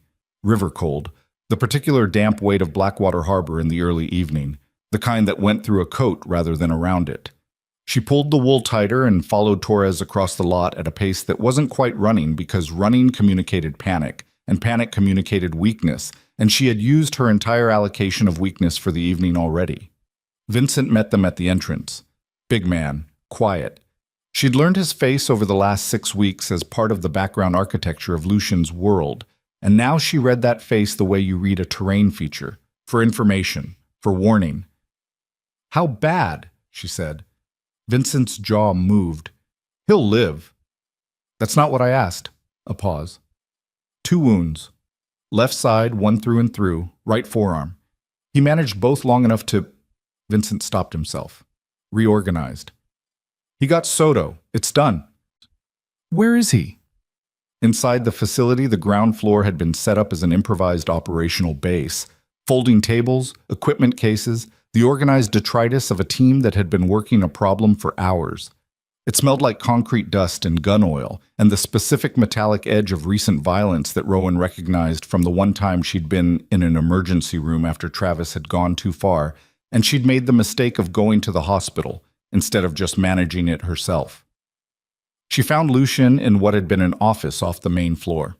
A medic was working on his left side, a woman with short gray hair and the detached efficiency of someone who had done this in worse conditions than this. Lucien was sitting upright against the wall with his shirt cut open and his right forearm wrapped in a field dressing that was dark at the edges, and his face doing the thing where it held a shape through pure structural stubbornness. He saw her in the doorway. Something in his face shifted. Not relief exactly, something more complicated than relief. The expression of a man who had maintained function through the last 3 hours, partly by not permitting himself to wonder whether this moment would happen. You came, he said. I said I was coming. She crossed the room and crouched in front of him at the medic's side, which put her eyes level with his. Up close, the damage was more visible than she'd have liked. The gray at the edges of his skin tone, the controlled shallowness of his breathing, the specific grip of his good hand on the floor beside him, holding on. Literally. How bad is the side? Manageable. You keep using that word. It keeps being accurate. The medic glanced at Rowan. A brief professional assessment of her presence and its likely impact on the patient's cooperation. Apparently deciding it was net positive, the medic went back to work without comment. Soto, Rowan said. Lucien's jaw tightened. He's alive. Contained. Federal custody within the hour. Mercer's team is on their way. His eyes stayed on her. He'll take the cooperation deal. 11 years of syndicate intelligence in exchange for immunity. Some of what he gives them will be accurate. Some of it will be outdated. The prosecutorial value will be enough to satisfy the federal apparatus without... He stopped. A breath. The medic had done something that cost him. Without destroying everything I've been building legitimately for the last 2 years. You negotiated that. I negotiated it 6 months ago. A parallel process. Mercer's investigation, the federal interest in Soto's cooperation, my transition timeline. I've been managing all three simultaneously. His voice was tired now. The exhaustion no longer held at bay by operational necessity. I should have told you. All of it. From the beginning. Rowan looked at him. At the man who had constructed an elaborate approach to enter her life, and somewhere inside the construction had lost the ability to distinguish the map from the territory. You should have, she said. I know. Knowing that doesn't make it clean. No. I'm still angry. I know that too. She stayed crouched in front of him. The medic worked. Outside the office, the operational sounds of the facility gradually de-escalated, voices dropping from urgent to procedural, movement patterns shifting from tactical to administrative. The violence was over. What remained was the paperwork of consequence. The piano, Rowan said quietly, the Wednesday after. You bought it the morning after watching a stranger work a double shift. Yes. She stopped. That's either the most unhinged thing I've ever heard or the most honest. Probably both. She looked at his hands. The right one, wrapped and immobilized. The left, resting on his knee with the particular careful stillness of someone managing pain through attention. These were the same hands that had organized $12 pasta sauce and sat across from her in a restaurant that didn't post prices and held hers in the dark on her sofa. The same hands in Mercer's photographs. The same hands that had done whatever they'd done in this building 2 hours ago to end this particular chapter. She put her hand on top of his left one. His fingers moved under hers. Held on. The same as before. Milo says the T-Rex needs to finish the treaty, she said. A sound came out of Lucien that she hadn't heard before, low and brief and helpless. Not quite a laugh, but using the same muscles. It cost him something in his left side, and he went briefly rigid and then carefully released. Tell him the T-Rex will be there, he said. The medic declared the situation stable with the brisk satisfaction of someone whose professional standards had been met under suboptimal conditions. A hospital was strongly recommended. Lucien agreed to it with less argument than Rowan had anticipated, which told her the wounds were on the further end of manageable than he'd admitted. She rode with him in the vehicle to the private medical facility on the west side. Not a hospital exactly, the kind of place that handled situations that required discretion alongside competence. She sat beside the stretcher and kept her hand on his arm, not because he needed the reassurance, but because she needed the confirmation of his pulse available to her fingers. Steady, present, unambiguous. He slept for a while, or something close to sleep. The suspended state of a body that has been pushed past its operational parameters and is now collecting the debt. She watched his face in the low interior light of the vehicle and thought about construction, about stages and scripts, and the difference between a plan executed and a feeling grown from the unexpected space inside one. She thought about herself at 28, alone in a city with a 2-year-old and a broken zipper and the arithmetic that never balanced, teaching herself to stop flinching when a door slammed by sheer repetition of surviving the flinch. She thought about the piano. Wednesday morning. A man she'd never spoken to making a decision in a store on Fifth Street with whatever fragment of himself hadn't yet been converted entirely to strategy. She wasn't ready to forgive everything. She knew that clearly. The forgiveness that mattered, the kind that didn't paper over things but actually processed them, turned them into something you could carry without it killing your posture. That was months of work, maybe years. Travis had taken 3 years to fully evacuate from her nervous system. And Travis hadn't done anything as intimate as what Lucien had done, which was see her clearly and want her specifically, and then build an entire architecture to get close to her rather than simply walking up and introducing himself like a person. That was going to take time, but she was here. She was here because the piano had been Wednesday morning, and she believed him, and because of the T-Rex's territorial interests, and because Milo had said okay with the complete simplicity of a child who had already made his assessment and submitted his verdict and was done deliberating. She was here because she was a woman who put one foot in front of the other, and that was the whole job, and tonight the foot went here. Mrs. Castillo was unharmed. Rowan confirmed this herself at 9 in the evening, sitting at the old woman's kitchen table in apartment 5B while Mrs. Castillo made tea with the stubborn hospitality of someone who processed trauma through feeding people. Shaken, yes. Angry, considerably. She expressed this in a sustained combination of English and Spanish that Rowan followed at about 70% comprehension and which was entirely deserved.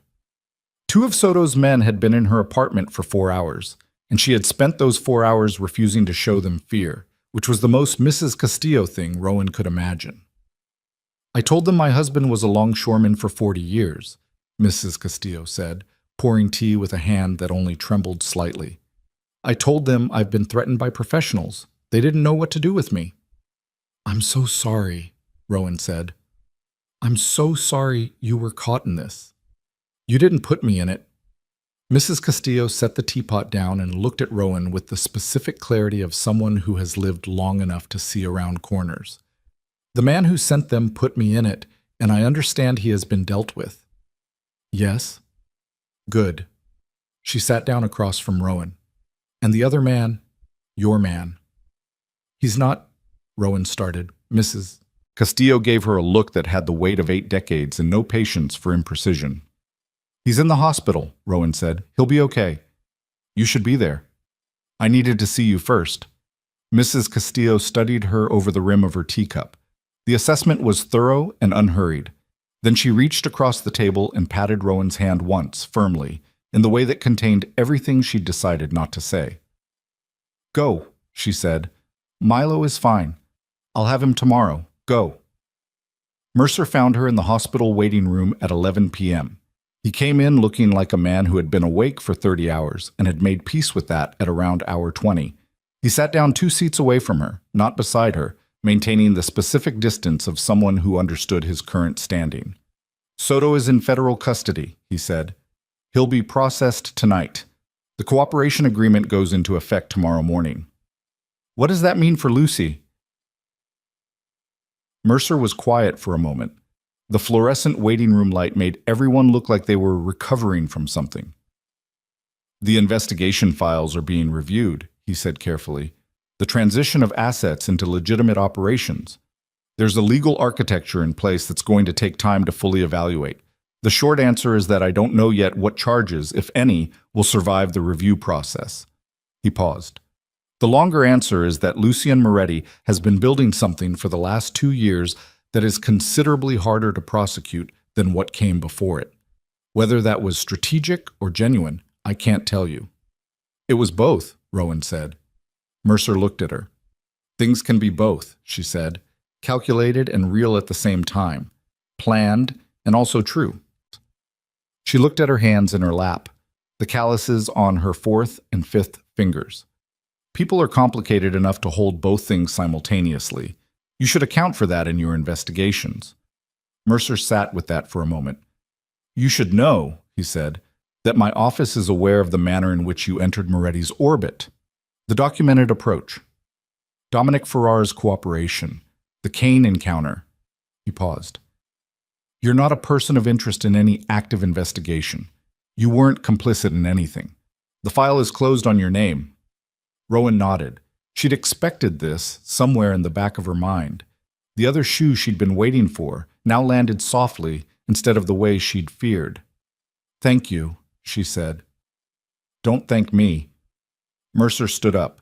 He looked tired in a way that went past the 30 hours, down into something structural. "I've been chasing Lucian Moretti for 4 years. I want you to know that whatever he's shown you, whatever version of himself he's built in your presence, there are real things in those files, real damage, real people who—" He stopped. "I'm not telling you who to choose. I'm telling you to choose with your eyes open." "They're open," Rowan said. He left. She sat in the waiting room with her eyes open and thought about real damage and real people and the photographs in the manila envelope and the man on the floor with dinosaurs and the piano on Wednesday morning. She held all of it together, the full weight, without trying to select the parts that were easier to carry. Her eyes were open. She was choosing. They let her in at 1 in the morning. The room was small and hospital quiet, that specific institutional silence that is the absence of urgency, the sound of things being monitored and held stable. Lucienne was awake. She could see that from the door, lying still in the way of a man who had been told to lie still and was complying through discipline rather than necessity, his face turned toward the window showing the city outside at its quietest hour. He heard her come in, turned his head. Neither of them spoke for a moment. The room held the space. She pulled the chair close to the bed and sat down and looked at him, and he looked at her, and the full accounting of the last 6 weeks, everything constructed and everything real and everything that existed in the complicated territory between, was present in the room without needing to be enumerated. "Mercer came," she said. "I know. You know because someone told you, or you know because you arranged it." "Someone told me. That one wasn't arranged." A pause. "How is she?" "Furious and completely fine. She made me drink tea." Something moved across his face. "She made my men uncomfortable for 4 hours." Soto's people reported back that they couldn't identify a psychological pressure point. "Because she doesn't have one," Rowan said. "She's been alive for 81 years. She's run out of things to be afraid of." "I want to be that when I grow up," Lucichin said. Rowan looked at him, at the man in the hospital bed who had just said something wry and tired and completely unguarded, with no management around it, no construction, just a man in a room at 1 in the morning saying a true thing to a person he wanted to tell it to. "Lucienne." She leaned forward, elbows on knees. "I need to tell you something, and I need you to hear it without responding immediately. Can you do that?" He held her gaze. "Yes." "What you did, the construction, Travis, Dominic, the monitoring files, I'm not going to tell you it was okay. It wasn't. It was a violation of something fundamental, of my ability to make an informed decision about my own life and Milo's life. And I need you to understand that I am not someone who lets things like that slide because the person responsible is compelling or because the outcome turned out to be something I didn't expect to want." She kept her voice level, factual, the voice she used for arithmetic that didn't balance. "I've spent 6 years making sure that Milo and I have a life built on things that are real. Every piece of it is real, ugly and difficult and real. I don't have room for a foundation that was constructed without my knowledge." Lucienne was very still. "So here's what happens," she said. "You are going to heal. And when you are healed, you and I are going to have every conversation that we should have had before any of this. Honestly, completely, with every piece of information on the table. Not managed, not strategic, everything." She held his gaze. "And I'm going to decide with all of that in front of me what I want. Not what makes sense, not what's safe, not what I can defend to Mercer or a jury or Mrs. Castillo. What I want. And you're going to accept that decision, whatever it is, without building another stage around it." A long silence. "Yes," he said. "I'm not finished." He waited. "The piano was real," she said. "I know it was real. I believe you about Wednesday morning." She looked at her hands, the calluses, the evidence of a life before this one, that she'd packed away and stopped counting on. You gave me back something I'd stopped expecting to have. That matters to me. I'm not going to pretend it doesn't, because being honest about it feels dangerous. She looked up. Everything about this feels dangerous. That doesn't mean it's wrong. It means it costs something. Lucian watched her with that expression she'd stopped trying to categorize. The one that was adequate for nothing because it contained too many things simultaneously. What does it cost you? He said quietly. Certainty, she said. The kind I'd built my life on. The kind where I knew exactly what I had and what I didn't have, and I didn't risk things I couldn't afford to lose. She exhaled slowly. I can't afford to lose Milo's sense of safety, or Mrs. Castillo, or the version of myself that doesn't need saving. I know. Do you understand what I'm saying? I am not someone who needs saving. I was surviving before you arrived. I would have gone on surviving. Yes. His voice was careful and certain. I know that. I knew that the third Saturday. That was what I was watching. He paused. I didn't arrive because you needed saving. I arrived because I needed to be near someone who survived the way you survived, because I'd forgotten what that looked like. The room was very quiet. Outside, Blackwater City moved through its smallest hours. The shift between the last people going home and the first people starting their days, the gap between one version of the world and the next. Rest, Rowan said finally. Stay. She looked at the chair, at the man in the bed, at the window showing the city they'd both been navigating, separately and then colliding, for longer than either of them had known. She stayed. She slept in the chair with her hand on the bed rail and woke at 6 to gray light coming through the window and the sound of the hospital starting its morning routines around them. Lucian was watching her when she opened her eyes. You snore, he said. I do not. Slightly. That's the ventilation system. It follows your breathing patterns. She looked at him. At the exhausted, damaged, careful face of him, the humor very small and very real moving through it. She felt something happen in her chest, not the terrifying falling sensation of the last 6 weeks, not the vertiginous pull of something she couldn't control. Something quieter, like a door opening into a room she hadn't known was there, and finding the temperature inside was exactly right. Milo's going to want to visit, she said. Tell him to bring the treaty terms. He'll bring all 50 dinosaurs. I have a large room. She looked around at the distinctly average-sized hospital room. He followed her glance. The small humor again, warm and unperformed. I'll have a large room, he amended. 6 weeks later, the Moretti Syndicate completed its final structural transition. The last of the criminal operations dissolved, not with a dramatic collapse, but with the quiet procedural efficiency of things that have been planned for a long time. Shell companies wound down, outstanding obligations settled through legitimate channels. The men who had formed the apparatus of the old organization dispersed into retirement or reassignment, or, in 3 cases, federal custody for infractions that Lucian had documented and handed over as part of the cooperation framework he'd been building parallel to Mercer's investigation. The investigation itself resolved into something less than prosecution and more than exoneration, a legal architecture that acknowledged a history without litigating every corner of it, built on 2 years of documented transition and the cooperation framework and the testimony of Gabriel Soto, whose 11 years of detailed knowledge proved to be simultaneously more and less devastating than either side had predicted. The federal apparatus accepted the accounting and moved on to problems that hadn't already been half solved. Mercer signed the closure paperwork on a Thursday and went home and slept for 14 hours. Dominic Ferrara resigned from Vespera quietly. The restaurant hired a new manager who had no knowledge of or connection to anything Moretti adjacent, and Rowan's section assignment reverted to the ordinary lottery of seniority and shift preferences. She kept working there for another 6 weeks before the Music Academy position was ready, and she poured wine without her hands shaking because they'd never really been shaking from fear of Lucian specifically. They'd been shaking from 12 hours on her feet and $92 in her account, and the weight of a life balanced on the edge of the next bill, and those particular variables had changed.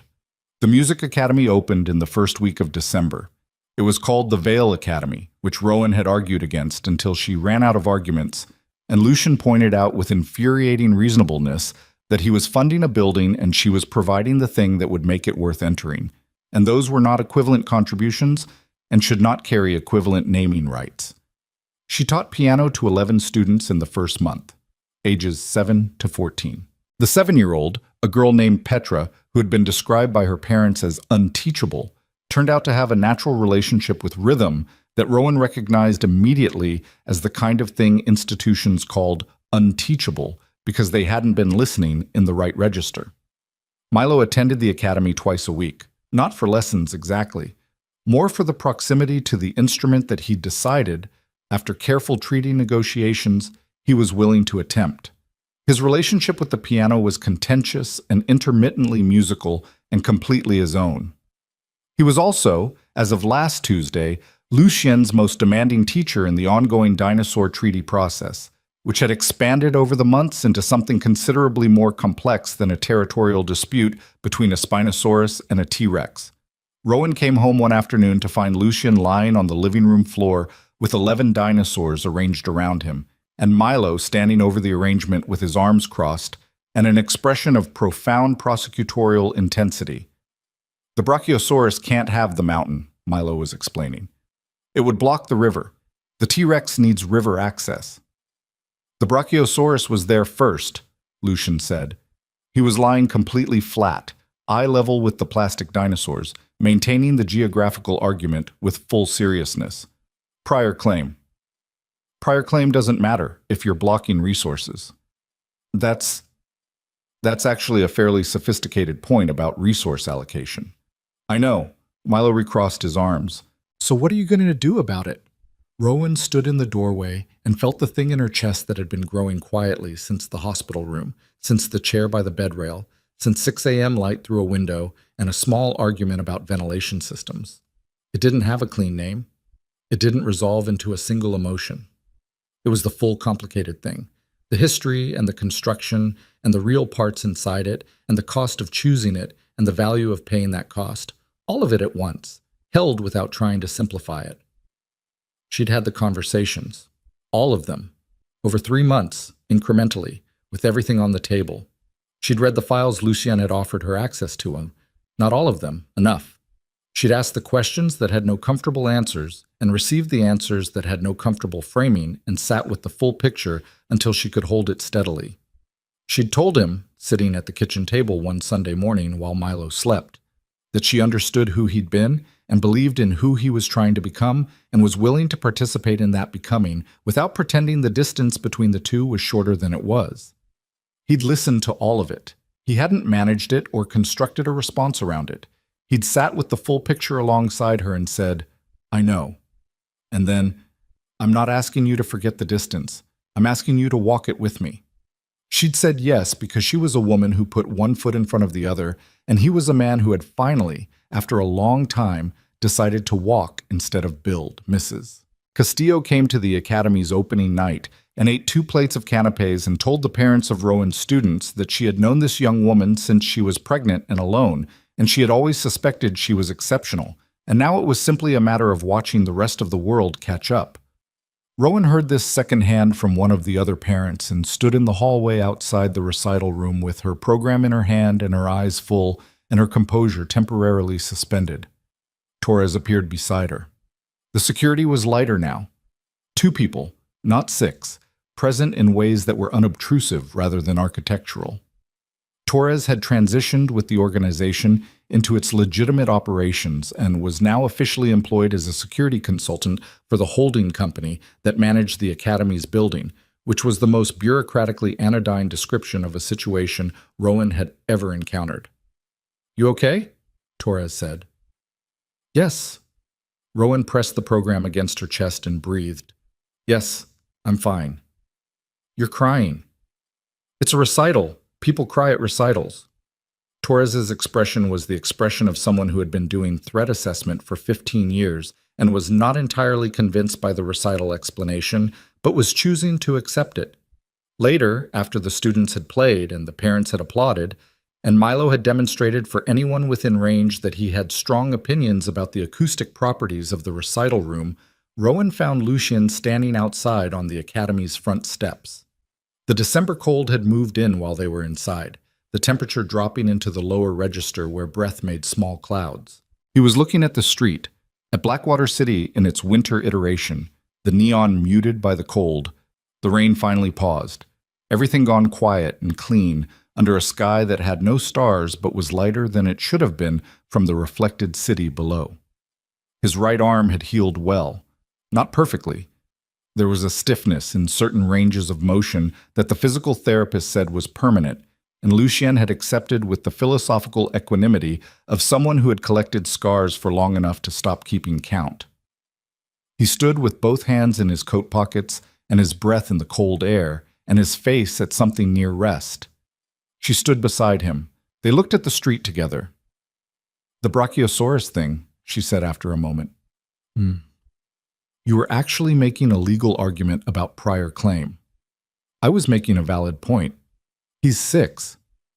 He's been 6 for 8 months, and his grasp of resource allocation is better than half the executives I've worked with. A pause. I wasn't going to let him win on faulty logic. You let him win. I let him win on correct logic. A small silence.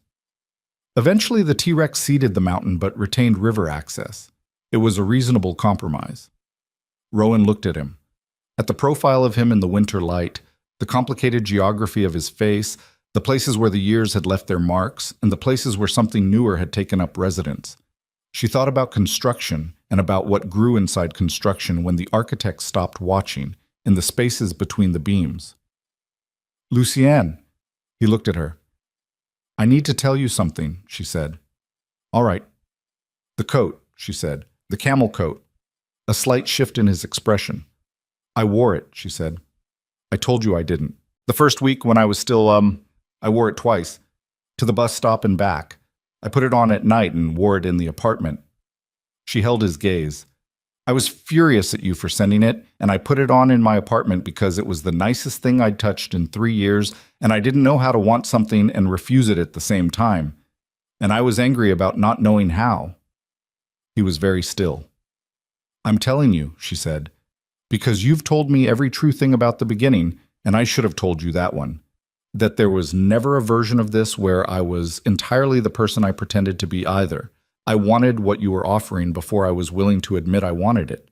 That's not absolution for what you did. It's just the whole true picture, both sides of it. Lucien looked at her for a long time. The coat's still in my closet, she said. I wear it in winter. Something happened in his face that she'd seen exactly once before. In the hospital room, at 1 a.m, when she'd said the piano was real. The thing that bypassed his entire operational self and landed somewhere completely unguarded. Wider open than she'd seen him. The face of a man who had been waiting, without letting himself know he was waiting, for the full true picture, and had just received it. He pulled his right hand out of his coat pocket. Held it out. She took it. They stood on the steps of the Vale Academy in the December cold, with the city going quietly about its business around them. And the lights inside the building where Milo was almost certainly reorganizing the dinosaur treaty on the recital room floor, and the weight of everything they'd cost each other and given each other balanced in the air between them like a note held past the point where it should have faded. Not resolved into something simple, not made clean, just held, both of them holding it together with their eyes open. Rowan leaned her head against his shoulder. Lucienne exhaled. One long, slow breath that carried the last of something he'd been holding for longer than 6 weeks, longer than the investigation, longer than the transition and the strategy and the stage he'd built around a woman whose calluses he'd seen across a restaurant and recognized as the evidence of a life lived honestly even when it cost everything. The city was quiet. Somewhere inside, Milo began to play. Clumsy, searching, recognizable. The opening notes of something that sounded just barely like the nocturne she played in the dark when she thought he was sleeping. Simplified to the handful of notes a 6-year-old hands could reach, stripped of complexity, carrying only what remained when everything unnecessary was removed. Just the notes that mattered, just the truth of the thing. Rowan closed her eyes and listened.